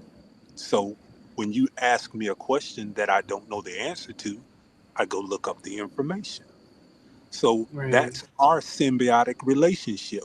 I go look that information up and then I bring it back to you in the form of a video. So now you learn what you ask me about, and I've learned something that you ask me about. You see what I'm Right. saying? That's symbiotic. We both got something out of that. And sometimes people will say, like, that's a simple question, or everybody should know that. And we were talking about this earlier, Miss Linda and I. We were saying, well, I cater to new gardeners. That's who I favor. I favor new gardeners because new gardeners are open to possibilities. Whereas a lot of people who've been doing this for many of years, they'll be stuck on the way that they've done it, and they don't want to hear any other way to do it. I'm not interested in those particular individuals. I'm interested in people who want to have a relationship. You know what I mean? We exchange between each other. So you ask me a Mm-hmm. question, I don't have an answer. I'm going to go and try to find that answer and bring that back to you. We're growing together. And that's how I've been able to do this in 3.5, 4 years. 1.3 Mm-hmm. million followers collectively between all platforms. Right now, I think we're 257 here on YouTube. We're 512,000 on Facebook, 419,000 on Instagram, 87,000 on TikTok, 1.3 million followers. And I call you neighbors because that's what neighbors do. You know, you go to your neighbor, you know, your lawnmower done broke down, and what do you do? Hey, you know, Miss Linda, I see your yard is, you know, looking a little rough. You mind me just running across it when I cut my yard this weekend? That's what neighbors do. Symbiotic. They need each Mm-hmm. other in order to survive. And that's what I try to do in this garden community. You know, I want to be a part of it to where we just make a difference to each other. Not that I make a difference to you or you make a difference to me, but that we make a difference to each other. And Mm-hmm. part of that requires me to do too much. Yeah. Okay, so we're gonna go with something a little simpler. How about this? Okay. A hybrid F1. What does that mean? A Okay. hybrid F1. What does F1 mean? That's for the chat. Yeah, that's for the chat. That's not for you. What does F1 mean? And really, Mike and Yankee sister, y'all know that ain't for y'all. Listen at Mike. I know. I was too late. I know, man. I Yeah, know. yeah, we're gonna have to chain Mike up a little bit. I know. I know. It's the different plants than what you originally planted. No.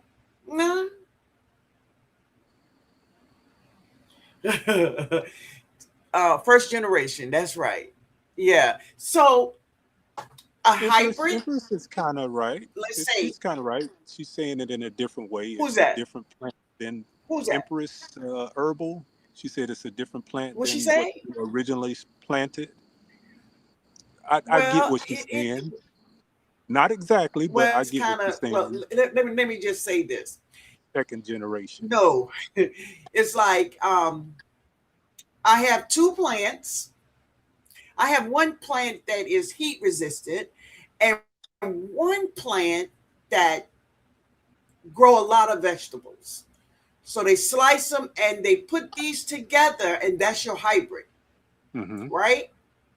So what happens is this: if you grow this vegetable and save the seeds from this vegetable, and then plant those seeds, that plant can grow just like the mother. It can not grow at all, or it can grow up to look like something you never seen before. Yep. It is not true to the parent. Hmm. That's a hybrid. Which F1 can is be the first created right in your generation of garden. the seed. Yeah, Say but that again. a hybrid can also be created right in your garden through open pollination, and that is Open beautiful. pollination. That's another thing, is that so many of people get really concerned about cross pollination, which, listen, cross pollination happens in our garden every single day. Yeah. Bees, butterflies, birds, they cannot read. They don't know that they shouldn't go to that flower over there because they was over there on this plant. So don't ever worry about cross pollination. It is what happens in our garden naturally. Would you Oh, agree to that? by the way, there's a little, you got a heart, a smiley face, a party symbol, the 100. Go to the side and you guys hit that. Let me do it one time so you'll see. Make those hearts pop up. That's what gets that live shared out. You see those hearts popping up on the screen? I know that's off topic, but this is how you get That's that okay. We'll live talk about shared out. that. I need to go and get my charger. So Okay. talk to the people. Okay. So I'm gonna read the All chat right. down here. Anybody, y'all, Miss Linda's gonna pull away for a minute. Collect. I created a F1. Call us Sequenzi or whatever that was. Empress. Yeah. I mean, it's hybrids are anything that's not a first generation. So if you uh, cross pollinate a, let's say, a candy roaster squash with a acorn squash, that's going to be a hybrid. Anything that's not the original seed. So yeah, it can be done in a laboratory. It can be done in our gardens every day, but it still qualifies as a hybrid, which is a F1.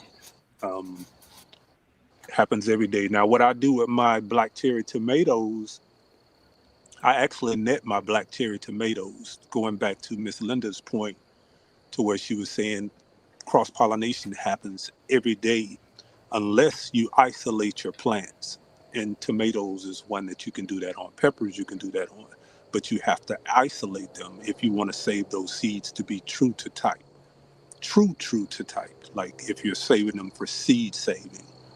And the only one that I really do that to in my garden is the black cherry tomatoes, and those were gifted to me by someone that's no longer with us.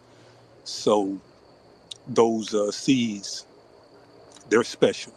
Yeah, it's not what I'm you growing get those from the big tomatoes for box. the first time. Yeah, but you don't have these seeds that I have, and I I need do to not, send you man. some. I do not. I need to Huh? send you some because Okay. these seeds are uh, Miss Miss Barbara, who stayed next to me for the past 20 years. She grew these things for every year That's that I've been here, and I've been here for about okay. 20 years. She passed away a couple of years ago, Mm-hmm. and that wrought iron table that you see me with the big umbrella, whole lot of planters.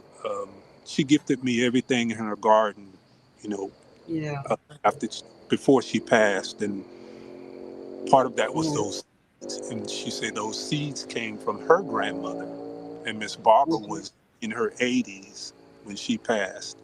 So if those Yeah. seeds came from her grandmother, that is the true definition of an heirloom. Anything 50 years and has a history attached to it. So Yeah. I took them off the website because I started selling them, and then I thought about it. I was saying I was really doing it a disservice by just selling them to anybody. So what I do now is certain individuals, and it's a few people in this chat right now that I've gifted those seeds to, and I'm asking that you not share them, at least don't sell them. Um, but the people that I've gifted them to, I think they'll respect that, because Yeah. those seeds are very special, and there's a history that goes along with them, even from the relationship that Miss Barbara and I had before she passed. She used to be out in her garden every single day while I was just starting my garden. And while we Mm-hmm. never talked much, it wasn't until after she got sick Mm-hmm. and we knew that she was in her last days that I realized this woman's been watching me do everything that I was doing in my backyard. And for someone who you really, I'm not going to say I was close to her because I was not. You know, we were neighborly. She was a recluse. She really didn't have any big, I think in the 20 years that we were here, I may have seen one visitor in her house in that 20 years. So she was a recluse. I offered to cut her yard for her one time, and her thing was, no, baby, if I didn't have my yard to tend to, I wouldn't have anything else to do.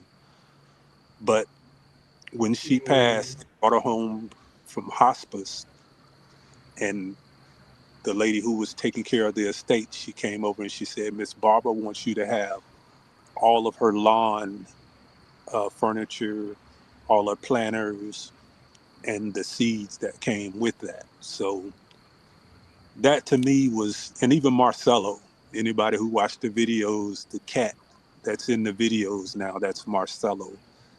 He was the recluse of Miss Barbara's cat. She had several cats, and nobody wanted to take Marcello, and he chose my wife, and he's been with us ever since. And it's just little things like that that the garden has. It's like it breathes life, you know, and it just gives you an energy that you really can't explain. And had I not been Yeah. doing this garden, certain things just would not have happened in the sequence that it has happened, you know. And Miss Linda and Hmm. I were talking about that earlier today when we were saying, you know, I kind of touched on, you know, being around different people through the course of my life and being a giver that I am and not really having the place and the position in life where I think I probably should have deserved had people honored their word. And Miss Linda was like, well, that's one way to look at it. But another way to look at it is you are where you're supposed to be. That's right. And when I look at everything that's happening right now, I have to agree with that, you know, Yeah. preparation. You know what I mean? You go through things, experiences in life to get to a place to where it all starts to make sense. And then you start Yeah. walking in purpose. And Yeah. that's what this whole garden thing it really is about. It's about purpose. You know, we're Yeah. going through things that are surrounding us every day with shortages. Shortages equal to food shortages. So what we are doing, Miss Linda and I, and everybody in this garden community who's sharing how they grow and what they grow, we just don't know how valuable of a tool that could be in a time of need. And there is that preparation that we talk about. And I take that very seriously, you know, just the responsibility that goes with that. And that's why I lean so hard into trying to learn as much as I can about the science of what it is that I'm talking about. Because if the lights go out tomorrow, as it did in 2020, if the Hmm. lights go out tomorrow, what do we do? What do we do? How do we feed our families? You know, the big box store is not the big box store anymore. The shelves are empty, and the fertilizer is gone. The seeds are gone. What do we do? Hmm. And I think that's that symbiotic relationship once again that I form with not only Miss Linda but everybody in the garden community. And just being able to say this is my part of that relationship to where if things hit the fan and we got to go to the dirt and literally to the dirt, I want to be one of those individuals that people can lean on and say, I know where to go to get it. You know, that's Right. really what my whole modus operandi is right now. It's just trying to be better today than I was yesterday. Yeah. Yes, sir. Yeah. And and it's true. And it's like we was talking earlier, we have chapters in our lives. And yes, you know, there could be some bad things happen to us, but every day, every day will not be that day that you get up smiling, happy every day. It is not. But all of those days, everything that you go through is bringing you towards where you're supposed to be in this life. Yeah. It really is, man. And all the things, the hurtful things that we had to go through, it's okay, right? It's okay. We will make it through. And now you you have found a world that has opened up your eyes, your heart, and your mind. And where is it? Where is this place? It's in your own backyard. Yes. Yes. God gave it to you. It's yours, And I had to right? get And sick. you can help Yeah. I millions had to of get people. sick That's right. to You really. got sick. I had to get sick because You got sick. I never would You have had been to here. get sick, man. Yep. Never, Yep. never. But here we are, Yes. right? And this is really only the beginning, Yeah. right? Stand Yeah. tall, man. Stand Oh yeah. tall. Oh yeah. You And know, it, like I said, you are this whole amazing. thing has been a blessing because I come back here some days and I just do nothing, and I don't think there's a greater blessing than to just be able to walk to your backyard and find peace, to where it's no Amen. matter what's going on around you, no matter what, it's just it's hard for me to find those days that bring me down, because I Yeah. can always walk back here and it just takes it all away. Let me tell you something. When you walk in your garden, and this is for all of us, when you walk in your garden, you are surrounded by life. You are surrounded by life. You feel the energy from your plants. We feel it. We are part of it, right? We are a part of it. You feel it. And this is what you feel. You feel it in your heart, in your mind. Listen, it's such a beautiful thing. And God gave it to us freely. I have spoke so many times and I said that there are many people wish they can have a garden like we do. Like we do. God has blessed us. If you have a garden, whether it's in your backyard, whether it's your community garden, whether it could be on your balcony, baby, you are blessed. These plants give us life. They do. It really do. It really do. Yeah. And Empress Herbal, there's Um, a bacteria in the soil that actually uh, mhm, triggers the serotonin in your brain. And this is not uh-huh, just something that we're talking about. It's actually a bacteria. When I mean, you think about it.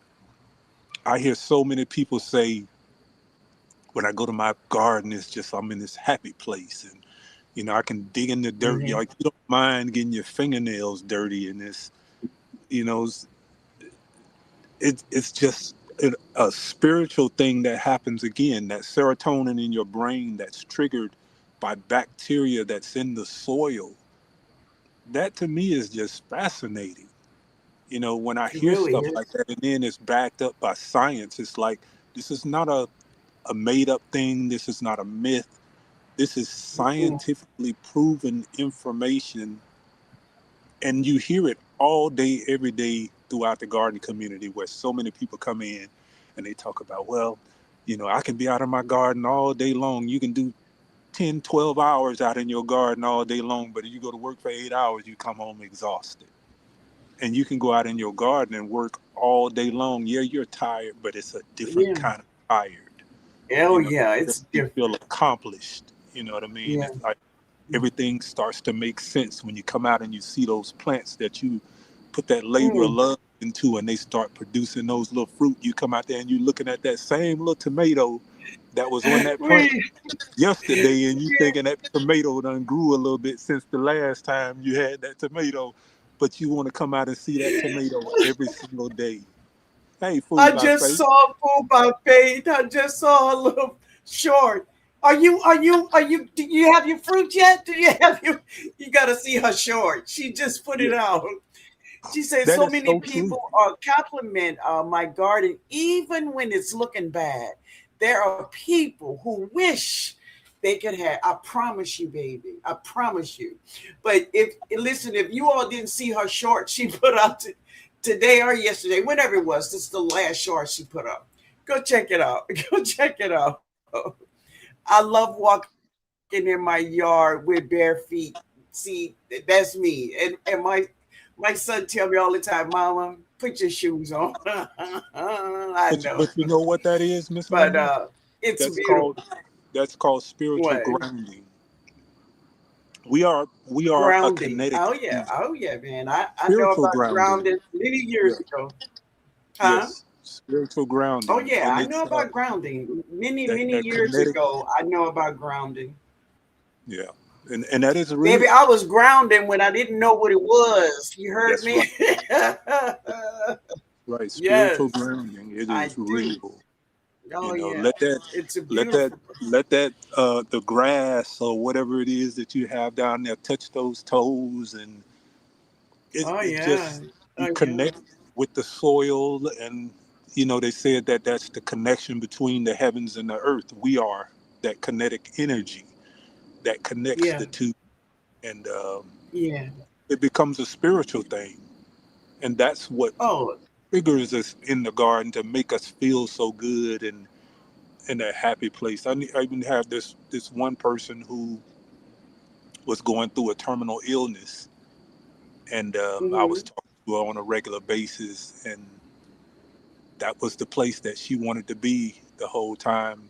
You know, she was going through her struggle, was just going back to her garden, and I don't know, yeah, it's just a special place, just a special place. yeah. Even with my sister-in-law. And the most beautiful thing is that it's ours. It's ours. So that's the wonderful thing about it. It's our yard, and that, yeah, And we've been fortunate enough to be able to share that with so many others, and hopefully yes. inspire, those who want to garden. It's like even with the blueberries, right? So many people Hmm. message me. As a matter of fact, I don't know if Dr. Self Talks is in here, but she sent me a video earlier today showing me all of her blueberry bushes that she's growing, and she has the little sweetheart bush that I sent her. A matter of fact, she won them. I want to say she win it on your channel, I believe. I think she won What's it her on name? Dr. Seb's Talk. But No, I don't. I sent her a sweetheart blueberry bush, and she sent me a video, a personal video today in an email, showing me all of her blueberry bushes and how well they were looking, and showing all the berries that she had on it. And she was like, I failed at blueberries many a years until I started watching your videos. And now look Hmm. at all my bushes, and they were all so beautiful, just coming up, with the spring. And it just makes it, it just makes it so worthwhile when you can say Yes. that you helped somebody get to that place to where it's something that they're so proud about. They wanted to send you a picture of it to show you, Yeah, how you've helped them get to the next level. And that is beautiful, man.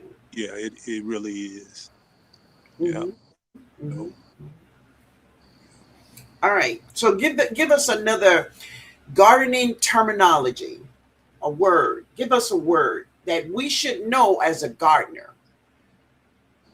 a first year gardener, bro. Let's go with that. I don't know. Yeah, I was just finna say, Miss Linda, you might have to you might have to handle this one, because I start thinking Okay. other kind of No, yeah. but I don't. No, no. We know. Just go. You can't? All right. I got you. I got you, man. It's All right, y'all. So, what does open pollination mean? What does open pollination means? Gardeners.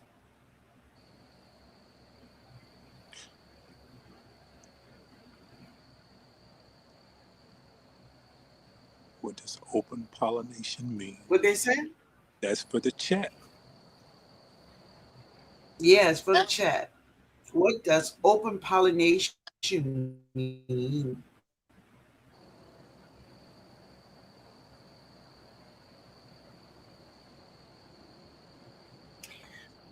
Do Not you what see any does it. answers?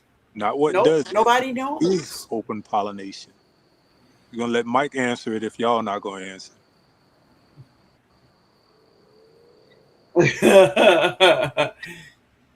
Open pollination.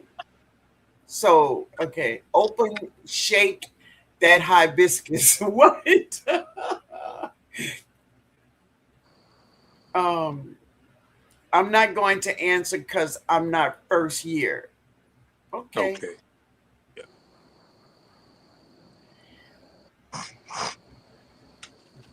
Okay, so we're gonna say anybody answer then, even if you're not a first year. Open pollination is when the plants pollinate itself by wind, nature forces, but not bee or anything like that. Okay. That's BANT 2601. Bee ants. I just say bee ant. When the insects land on the plants and pollinate them. You know that's right. Natural pollination, wind bugs. Okay. Hmm. Yeah, I can go with that. There's a couple of Yeah. people answering it in different ways, but it's pretty much the same. Oh, definitely. Yeah. Sean Banks, what are you talking about? Corn. What Cool. does I that mean? know. Fubai say open pollination is when a plant can be pollinated by wind, like corn. Oh, okay, like corn. Yeah, like corn. Yeah, Yeah, insects, yeah, bugs, anything. Yeah, yeah. And man. anything. Yeah, because I like what is it, Miss Linda? I say I like to tickle, tickle it a little bit. I like to Exactly. Yeah, yeah. tickle it a little bit. Hmm. All right. So I know everybody should know what NPK is. Come on now. Oh yeah. All right. Okay, let's do this. What? And I just get someone to name three macronutrients. Three Macronutrients. macronutrients. Yeah. Not micronutrients, macronutrients. Name three. Hmm. Now, Mike, you can answer this. Food by Faith, you can answer it. Empress Herbal, you can answer it. Anybody can answer this.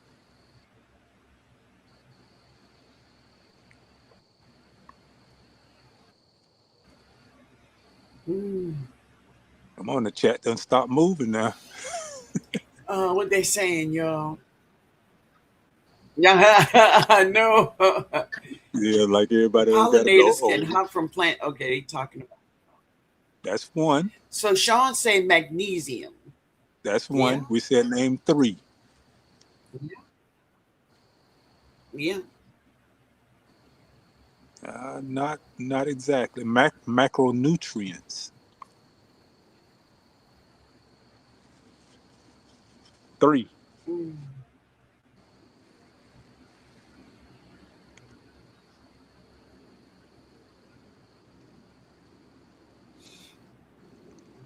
Potassium, phosphorus. There you go, Miss Red. That was a You trick misread question. in there. I love That was a her. trick. That was a trick That's question for that's everybody a that kept hard putting one. in. Hey, that was a trick question for everybody that kept putting NPK up in the room because that's all you had to say. I know. That's cool. Yeah. All right, all right, man. You want to give one more, and then we're gonna get up out of here. I'm ready to go eat, man. Okay. Well, you like I It's say, I dinner appreciate time. you just doing a little pop up tonight. It was a good little I session. love it. You know, and y'all know my live is called Lights Out Live, so that's why I like being out here as the sun goes down, and then we kind of just sitting out here with the lights in the backdrop. Y'all see You my little Tinkerbell lights up top. you do have a light right there, but usually there's no bugs around you, Uh, these are is it? LEDs. Okay, Hmm. all right, They're LEDs. They don't really attract the insects like that. And I hope I don't have okay, a whole lot of insects out here, so maybe that's a good sign. yeah, yeah, yeah. But like I tell people a lot of times, if you go look in your garden at night, that's when the insects are more busy. That's when they're eating at night. I got some out there eating my herbs. I'm gonna catch him tonight. I'm gonna Get you catch a green light when you come out here at him. night.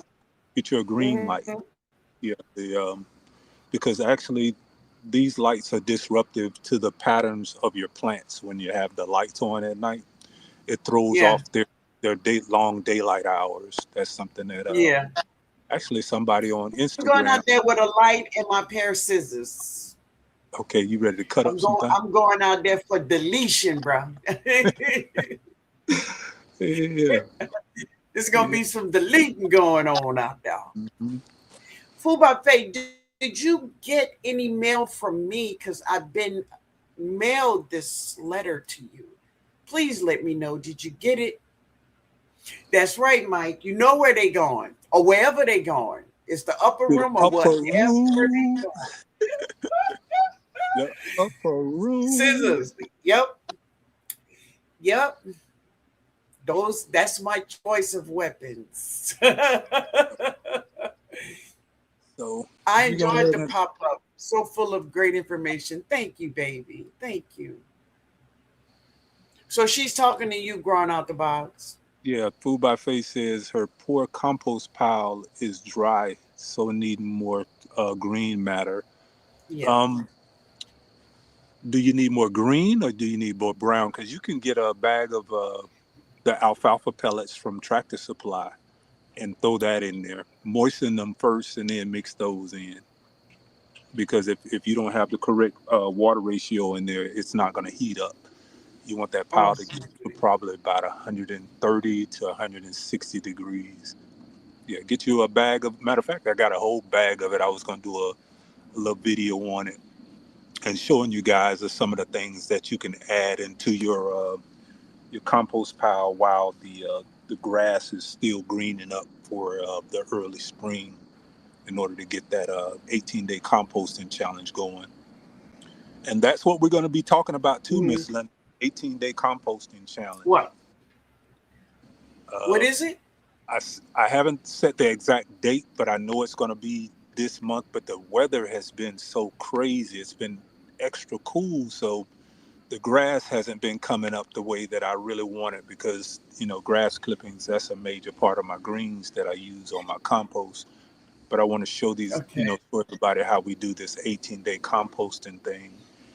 And this goes back into closing the loop once again. Instead of us having to go to the big Hmm. box store and paying anywhere from $7 to $14 for a bag of black cow, we can make Hmm. compost in our yards for a fraction of the cost, and it's going to be a Hmm. hundred times more better. There's nothing that you can buy in a bag that you can't create in your yard or your garden that's not going to be 100 times more better. And the reason why that is because all of the things that are growing in your garden are already acclimated to it. When you bring in bag compost, bring in Exactly. Hmm. uh, fertilizers or let's say I hear a lot of people talk about the shark white that they bring in with our arbuscular mycorrhiza. All of these things are already in your garden, and what's going to happen is when you bring all of these native stuff back in, they're going to outcompete anything that you bring in your yard. So that's the beauty of having our own gardens and starting these things from scratch, because we get to build based upon our environment, like going over into like maybe one of your wooded areas, or if you have a big tree like you were talking about earlier, Miss Linda, the big oak trees in your yard, go in there and rub some of that topsoil back and grab some of the soil from there and inoculate your compost pile with Mhm. that, and that introduces your native microorganisms into your pile, and that's going to make that pile just that much more healthier. It's just we got everything that Mhm. we need right here. We just have to learn how to use the tools. That's all. Exactly. That is the thing, you know. Knowing when you have everything you need, we need the knowledge of how to use it. That's And right. that is so true. And that's what I love also about this community is that so many things we have people to help you learn how to grow your food, then people to help you learn how to preserve your food, or maybe even before the preserving, share with you how to prepare that vegetable. Maybe, they never tried it before. So Mm. all of those things is just a great asset for us all. So before You we know? get out of here, I'm going to do this one more time. Okay. Chrysanthemum daisy. Yeah. Because I know people are going to start asking, how do you deal with that leaf-footed nymphs? This is the way you deal with the leaf-footed nymphs right here. This will knock them down the first time and they won't get up and move. But there's a Yeah. caveat that goes along with this. You have to be extremely responsible with this pyrethrum daisy because it does not discriminate. Just because it's organic does not mean it will not Mhm. harm your native bees. Right. Absolutely, Mike. Pyrethrum, not pyrethroid. Pyrethrum. Pyrethrum Hmm. daisies. You get these, you make the little tea out of it, and Hmm. you get those nymphs with it. Done. Done. Upper room. And the beautiful part about So, this is, as the sun comes up the next day, because I like to spray it late evenings if I have an issue. But as the sun hmm, comes up the next day, the UV rays degrades it, so it goes away within 24 right. hours. That's the beautiful part Great. about using the pyrethrum daisies. So if you don't, and I think they're very hard for people because um, I was trying to find some last year to just purchase and I couldn't. So as I always do, I start growing it. So I got a Yeah. whole section of the garden filled with pyrethrum daisies. And like I say, this Hmm. tea goes a long way. One little tablespoon in a gallon of water, and there's nothing that will survive it in your garden. Pyrethrum daisy, organic. It's a natural daisy, but it's based upon the pyrethroid that you see in all the synthetic mosquito Now sprays. you say this would eliminate the leaf-footed nymph. This will take the That's what leaf-footed you said. nymph and knock it out. Absolutely, Okay. yes. Pyrethrum daisy, and Yeah. I've been using this, but like I like to make sure that things are the way that it is, and like I said, the caveat to this is it does not discriminate. So if you Yeah. Well, spray this and most organic sprays or anything, they don't discriminate. they don't They discriminate, take out everything. They really yes, do. Yeah. I have to Yeah. say that over and over again. Like, this works. It works extremely well. But you want to spray it. I won't even spray it in the mornings because I like to do I it at night. understand. Man. Let it go through the night when the bees are all in. And then when that morning dew hits it, that sunlight hits it, the UV rays, it degrades it. So it goes away. If it hurts the Yeah. bees, I don't need it. Well, everything in your Yeah. garden could hurt the bees. It just depends on how you use it. Everything is about Yeah. how you use things. So we can, I mean, if it's something that you don't want to use, that's fine. It's not, nobody's going to twist your arm to make you use it. But I'm saying for those who need it, this is what I'm here to do, is provide you with the options. If you want the option to use it, I'm providing you with the option to be able to use it and explaining to you how to use it and the necessary precautions to take. So, I mean, But everything see, the has, thing about it is this: whether you spray like the oils I make, lemon and orange, or even if you use neem oil, any oil you use, organically oils, they do not discriminate against right. good bugs or bad bugs. Yeah, they all do the same. They will. So Yeah, to combat even that, if it's to the person just that put that um, comment up, you just build your soil. I mean, that's the best and most, building your soil is the way that you want to combat most of the insects. But when you get down to those leaf-footed nymphs, oh, when they get in your garden, you're gonna reach for something. I don't care how you want to talk about it. When you get those leaf-footed nymphs in your garden, you're gonna reach for something, because if not, you're gonna start losing a lot of the stuff that you've worked hard to grow. So again, I talked about strategically the use it. leaf-footed nymphs. That's right. I did a short video about the leaf-footed nymphs. I showed them the leaf-footed nymphs eggs, so you can identify them even before they are born. You can see them, because, as I say, they got this like straw-like instrument in their mouths, and what they do is they suck the juices out of our plants. And when they hatch, they come these little orange bugs. You usually find them in groups of 20s or 25 of them. They're orange, but their parents are black, and they do fly. They do fly when they get to be black. So yeah, they will have holes all in your tomatoes and everything. And they So also yeah, inject a poison or toxin into your tomatoes and your peppers that will give your exactly tomatoes and peppers hard spots. So they're no right, good after. So, so yeah, right. Mike, So this it is what will they do. harm bees.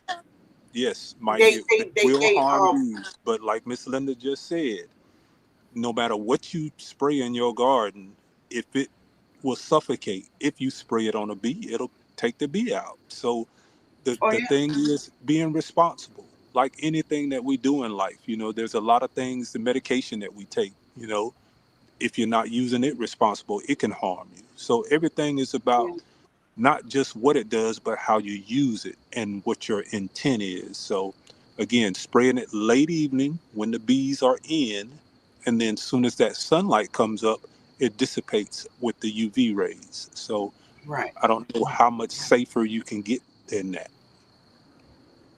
right. Yeah, it can, even if you're just using, because like sometimes if I see aphids, instead of using oils or anything, I'll just get my spray bottle and put some insecticidal soap in it and just spray that. And that can also kill bees. So Yeah, you just have to be paying Mike, attention and that's right. know what you're doing. Right. And that's again with anything that we're doing in our garden. You know what I mean? Yeah, that's You true. put if you Hmm. put too much blood meal on your plant, guess what's going to Hmm. happen?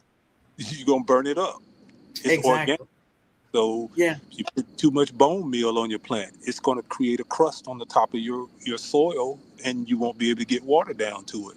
So everything is about being responsible and knowing how to use the tools. So it's not so much as the tool is bad, but the person who using the tool that may not know how to use it. So we have Right. to take some responsibility for the things that we are trying to do in the garden, you know what I mean? Because everything is not just turn it on, turn it off, and it does something and then you don't need to do anything in return. So it goes back to that word symbiotic. Everything has a place, that relationship. You have to give and take. So yeah, Right. it's And I think, it's a great way, just like we're doing now, just to sit down and have great conversations just so we can learn. You know, when, how, how That's, much, all of these things. that's And right. so we can learn how to be responsible in our garden. Yeah, because that is the key to it right there. Just being responsible. Yeah. That's anything that we're doing when we start talking about going back to the super juice, and you know that's about being responsible. You know what I mean? Definitely. Knowing what it is that you're doing, how to dilute it, and then not Hmm. putting it on your leafy greens, because that's why you hear a lot of stuff about lettuce recalls or leafy green recalls, because something has gotten on those leafy greens and created some type of infection that carries over into our food supply. So this is the things that we're doing in our garden as well, and we have to be mindful of these things and educate ourselves as much as we can, because everything that we're doing in our garden as organic or natural growers is biology, whether we want to look at it like that or not. Every single thing that we do in our garden, from feeding our plants to the way we water them, how the plant grows when we harvest, everything is about biology. That's just the bottom line of what it is. Now, some people may think that you can just, like we were talking earlier, Miss Linda and I, and we were saying some people were putting their blueberries in the ground and they'll say, well, I can go back and fix it with elemental sulfur. Well, elemental sulfur will just sit on your soil if you don't have the right biology in your soil. So it does absolutely nothing if you don't have the correct bacteria and fungi to break that down, which releases those exudates. And that is what actually creates the ions in the soil, which makes it acidic. So it's not just as simple as everybody saying, well, all you got to do is put some elemental sulfur on your soil and it'll lower the pH. That's not how it works. And that's the reason why a lot of people are not successful at growing blueberries, because they don't understand the biology of how it works and what blueberry bushes need in order to survive. So that, again, like I was telling Miss Linda, that's kind of become my niche right now. So I really lean into the whole blueberry bush thing and how to grow it. And when I see people just put their bush in the ground and they'll say to somebody else, well, all you got to do is put it in the ground. It'll fix itself. No, it won't. No, it won't. That's why so many people follow me for the blueberry content, because they've tried that method and it does not work. Blueberry bushes are extremely easy to grow if you give them what they need. And it goes back to what we're talking about, using the correct tools for the right situations and understanding why they work and how they work. That's growing anything in your garden. You know, the more information you know, the Awesome. better. Yeah. Yeah. Oh, Mike says blueberry bush is alive so far. I got a frost, no Yeah. leaves yet. Oh, she's gonna break out of that dormancy. Those blueberry bushes will go down to negative 30 degrees. And I think the one I sent you, Mike, was a blue crop, I believe. And blue crop is a late starter anyway. So she'll wait till that cold goes away before she breaks dormancy. They are true dormant. So they'll drop all of their leaves and all. So don't give up on her right now. She's not going to, you can't even do a scratch test on her right now, because that's all down into the roots. I think, Miss Linda, you just did a video on that, or you're live on the roots storing that energy and waiting for the right time to push those saps. Yeah. That plant knows what to do. Exactly. Yeah. Yeah. Oh yeah. Oh yeah. So, do you all have any more questions? Any more questions? Let me know.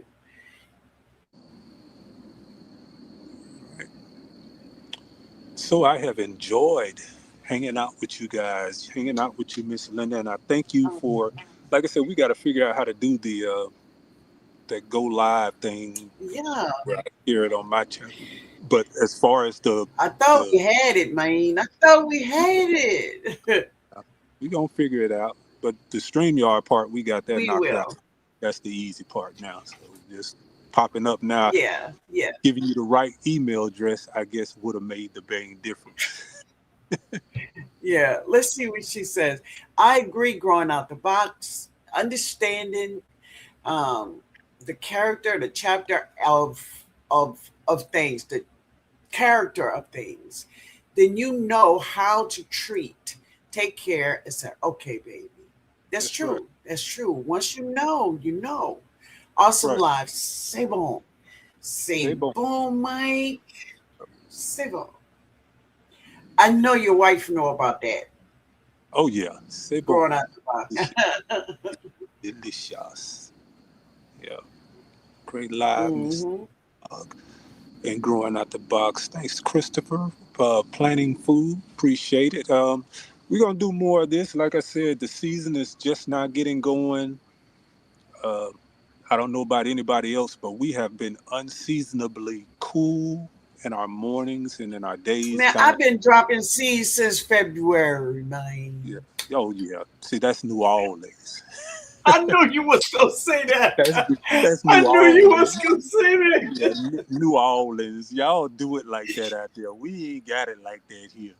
We was just 42 degrees Sunday morning in Georgia, zone Pretty 8A. girl, listen, look at pretty girl. Tell him, pretty girl, we've been dropping seeds since February, baby, Yeah, I've been baby. holding back all my plants. I've been scared to put anything out with these old bipolar Georgia weather we have. Oh yeah. But I'm growing So all my Miss Red bees said, again. "Go Go ahead. ahead, man." Miss Yeah. Red said, "Growing out the box. Do you sell soil testers?" Yes, I do. I am sold out at the moment.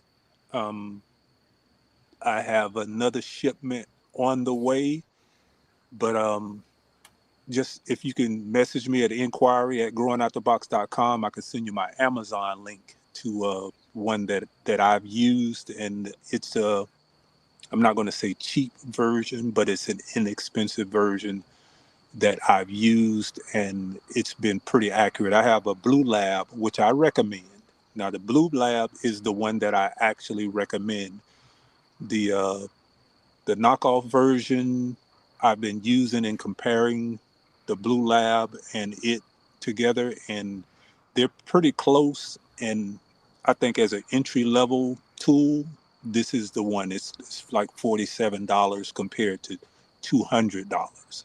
So yeah, $47 makes a little more sense for something that.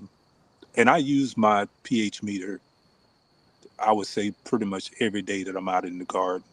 And once you get a pH meter, you're going to find so many usages for it. I mean, for the super juice, keeping that pH managed to a certain pH 4.5 or lower, to where you know that E word and the Sam word. I'm still trying to learn how to talk these codes in here because, trigger words. But the E, Coca-Cola, and the, the, uh, the salmon uh, these are things that we have to be mindful of when we're doing these ferments. And super juice is one of those things. And Miss Linda and I was talking about doing a collaboration where we talk about the super juice and some of the inherits that come along with it that a lot of people are not aware of. But that stink is not a good Awesome, stink. Mike. Stink is a Awesome, bad Mike. stink, and it is. It's anaerobic digestion is Oh, what it is. But we'll get into a whole nother thing because that'll be a whole nother topic. But Miss Linda and I are going to work on some things, and we're going to talk about how to manage the super juice and make it make sense to where, what is it, Miss Linda? Our super juice don't what? what? Our super juice don't I'm stink. lost. What we were talking about. Yeah, yeah, that's Yeah. true. That's true. In the way So you can I make was the reading super what juice. Mike says. Read it. Read it. I had a hot day, but still having a frost. Another week minimum. Probably safe to plant cold crops. 2 weeks. Yeah. Peppers, So he zucchini. was talking about that because I was saying we've been dropping seeds since February. You know. Yeah, New Orleans. New Orleans. Then she flipped the whole hair back like, yeah, yeah. Yeah, we've been dropping seeds since February. Man, February was Who that you crazy. talk about, baby? Who that you I'm, talk about, baby? I'm talking about Miss Lynn over there flexing over there. Yeah, we've been dropping seeds since February over there flexing. In February Yeah, baby. we had our third frost in March, which was took out a whole Mm. lot of plants. So this has been a really crazy start to the year.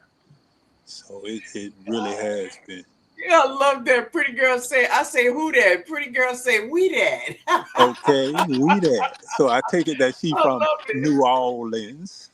Yeah, she's from Louisiana, baby. She close, close, close, close. Okay, Uh-huh, okay. uh-huh, Who that? We uh-huh. that. We that, baby. We that. DAT that. And Mike say he say plants like the stink. No, the plants don't like that stink. Uh, that's again that process that happens to where your good microbes in your soil clean up that stink. That's why you don't smell it after 24 I hours. know. It's a process that happens in there, so that stinky goes away along with those bad bacteria. Yeah. Yeah. But anyway, family, I love you all, but Miss Linda is hungry. Y'all know my time. Oh, she says, I'm from Louisiana, the 504 girl. All right. You Right. heard that? You heard We that. that? We that.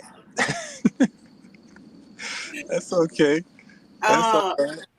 yeah, I I don't see. know, I know you in Georgia, right? Yeah, Georgia.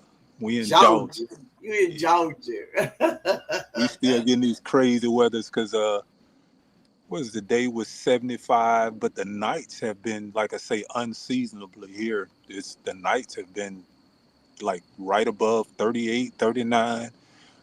Those few little tomato plants that I call Mm, myself sitting out here to acclimate to the garden, they ain't like it. mm.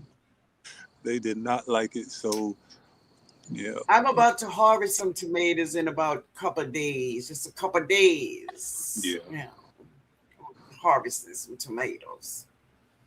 Growing with Growing with soul. soul. Hey, baby, Okay, you said you. 8A. All right, that's me, 8A. Georgia. Georgia. There go Jigs. Jigs pop in when you said Georgia. Peace out, y'all. Thank you for being here, man. I appreciate you. BN Georgia nights got folks heart turned in on it. Turn it on. Okay, cool. Okay, okay. We Empress jo- Urban. I Okay, so did this Georgia thing up one in here. night to find out. Most of my chat was Georgia. Okay. Most of the people in my chat was from Georgia. Okay, before we leave out, everybody put up where they're at, their zone, their state and their zone. Let's see where everybody is before we leave out. Okay. Send them over. It's big enough. Oh, you talking to Mike? Okay. Yeah. Everybody put So in growing their out the box say, state. y'all put your state. Go ahead, growing out the box. You Yeah. see it. Put your state and your grow zones before we get out of here so we can know who's in here tonight. CB said I'm on 9A down by TNOG. All right, all right. Mike is in zone 4. North Carolina, South Carolina, New Okay. Jersey, Fayetteville, Georgia. Empress Herbal, you in my that's my city right there. I'm in Fayetteville. Fayetteville. Okay. Pretty girl. Kentucky zone 6B. Wait a Ooh, minute. hold on, Miss Linda. Somebody in that 10B? Oh my God. So remember that in the United States we have 13 zones. 13. So 12 and 13 is Puerto Rico. Puerto Rico and Hawaii. Mm, Yeah. 10B. Where is 10B? Where what 10B? Uh, Probably around in Florida. Sedell, Louisiana. Slidell. Slidell, Wait a Louisiana. minute. Wait a minute. Who's in Slidell? That's slanging in the garden. No, you're not in. If you in Slidell, baby, you are not 10B. I want you to know that. No, sir. No, ma'am. You Yeah. are on the North Shore. So really you are probably in um um maybe 9A if anything. But you are not 10B. Slidell, Jigs, Louisiana? No. Jigs, you in 9A? I thought you were in 9B. Go to Google and put in your zip code. You'll find out what zone you're in, but I guarantee you it's not 10B. You on the North Shore. It's cold over there. Okay, all right, Miss Linda, we're gonna let you get out of here. Wait a minute now you didn't help me here. Just wait now. Okay. Evening fam. Hey baby, this was an amazing live. I appreciate you all for from the bushes. I do feel some kind of way about that flex. What? Yeah, But New huh? Orleans. New Huh? Orleans. No, okay. Wait a minute. Flexing Uh that New must be Orleans. must be nice to drop seeds in February. Blessings, Lady Linda. Yeah, It New is, Orleans. baby. It is. And It's a big and then flex. New I'm flex. Orleans. New I'm, Orleans. New Orleans. It's just New Orleans. it's New Orleans, baby. It's New Orleans. You It's heard all me? good. You It's all heard right. me? We're gonna warm up in a minute. Then we're gonna be have to show the garden, man, because I'm used to this time of the year. My grass is usually green. We've had April 2 days of drizzle in the month of April. That is Really? insane. Yeah, that's Yeah. insane. I'm hoping that So that's not. Soul Sister is in 5A. 5A. That's Catskill Mountains. mm, Soul Sister. Yeah. And Barb Brownlee, she's in 5B, 6A. Yeah, Barb. And Devora, Louisiana Zone 9A. Okay, baby. she said they still J3 had is in 9. 20s at night. Huh? Barb Brownlee said they're still in the 20s at night. Oh, yeah, I know. Alabama Zone 8B. Come on, Miss Red. Who is that? Panda Zone 9B. Fresno, Texas. Come on, Texas. Um, Thanks for all the great gardening information. You are so welcome. It's our pleasure. Yes. All right, Yeah. Miss Linda, let's get out of here. All right, man. I gotta read. I gotta finish reading. Who else? All these. Alaska. You're in Alaska. Awesome. Who's that in Alaska? D8. Wait a minute. Pretty girl say, wait until we complaining about that 100-degree. You Oh know yeah, it, baby. yeah. Oh no, And I'm not gonna. not only the 100-degree weather, but it's the humidity. Yeah. It's the humidity that's gonna get you. Mhm. Yeah. Yeah, yeah. But I think So it's Miss gonna, Red said, good night. if things keep going like it is, we're probably gonna have another one of those like blistering summers. I hope not. But this is rare for Georgia to be as dry as it is been for the past few weeks. Well, you just got to remember, babies, that um, climate change is real. Oh yeah. When I say it's real, it's real. So, don't look for things to be, like it used to be. It's not there anymore, right? Yeah. So, um, take it as That's it what comes. I tell everybody. I said Keep it throw out moving. those frost dates. Y'all might as Take well them out. scratch those frost dates off your list because there's no such thing as a frost date. Start frost date. You just gotta watch the weather Yes, and be prepared to move when it's time to move. that's it. Yeah. All right. Good evening, Uh, everybody. Appreciate you. okay, I looked up early today. We had 7 inches of rain in April here. Really? Wow. Where are you at? You at Yeah. 7 inches? Wow. Mm. That's pretty good. 'Cause like I said, we have been struggling here. We were struggling, but we had like a 3 or 4 days of rain, which helped us a lot, but it still wasn't a lot of rain, but Mhm. it was all right. I tell you what happened to, just like you said, what happened to April showers? That didn't exist this year.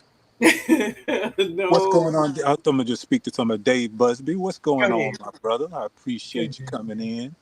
So you Hmm. already know, I'll be hanging out with Miss Linda over here. It's really the only. I think this.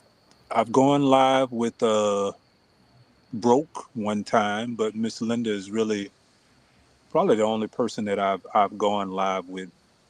I don't even say on a regular basis, but she been trying to kind of school me on how to use the StreamYard and pop in, so that's what today was about. We wasn't even supposed to be on here that long.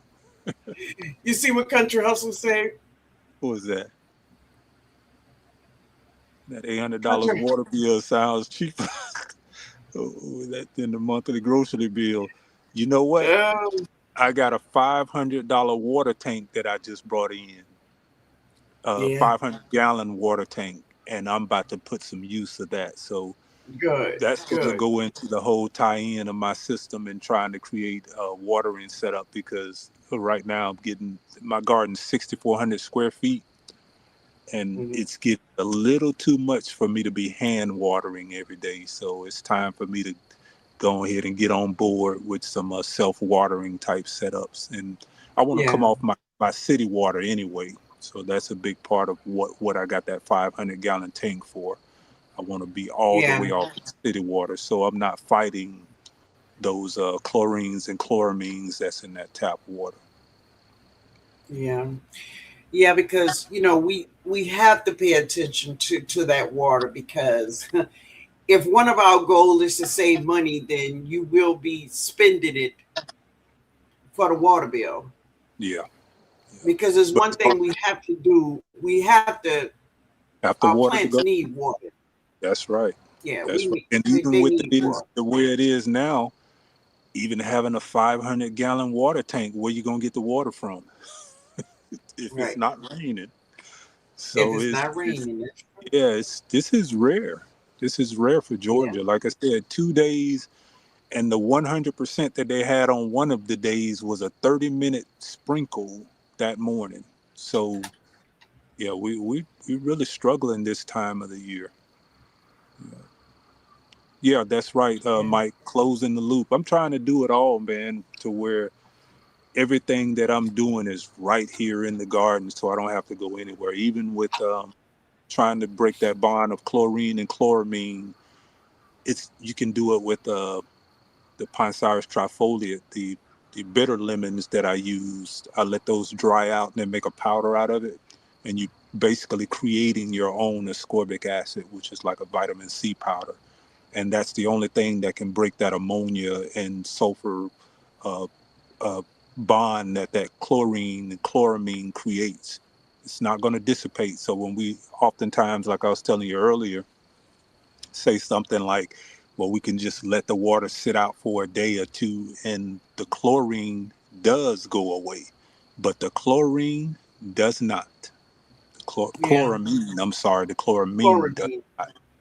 And but you can break that bond with vitamin C powder, and it's relatively cheap, because you could take something like a 5-gallon container and one little pinch will break that bond. It's just that simple. And what I do is with my super juice, I put a pinch of that ascorbic acid in it before I make the super juice, which drops the pH, removes the chlorine, removes the chloramine, and then everything that you pour that super juice in. Let's say you take that one scoop out and you put it into your water container that has your tap water, it'll automatically remove that chlorine and chloramine and drop the pH.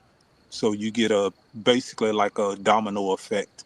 Once you put that chloramine, that vitamin C powder in the beginning, it just everything that you put that in, it triggers that removal or breaking that bond. So that's something that I'm going to be sharing with you guys as we get into the season.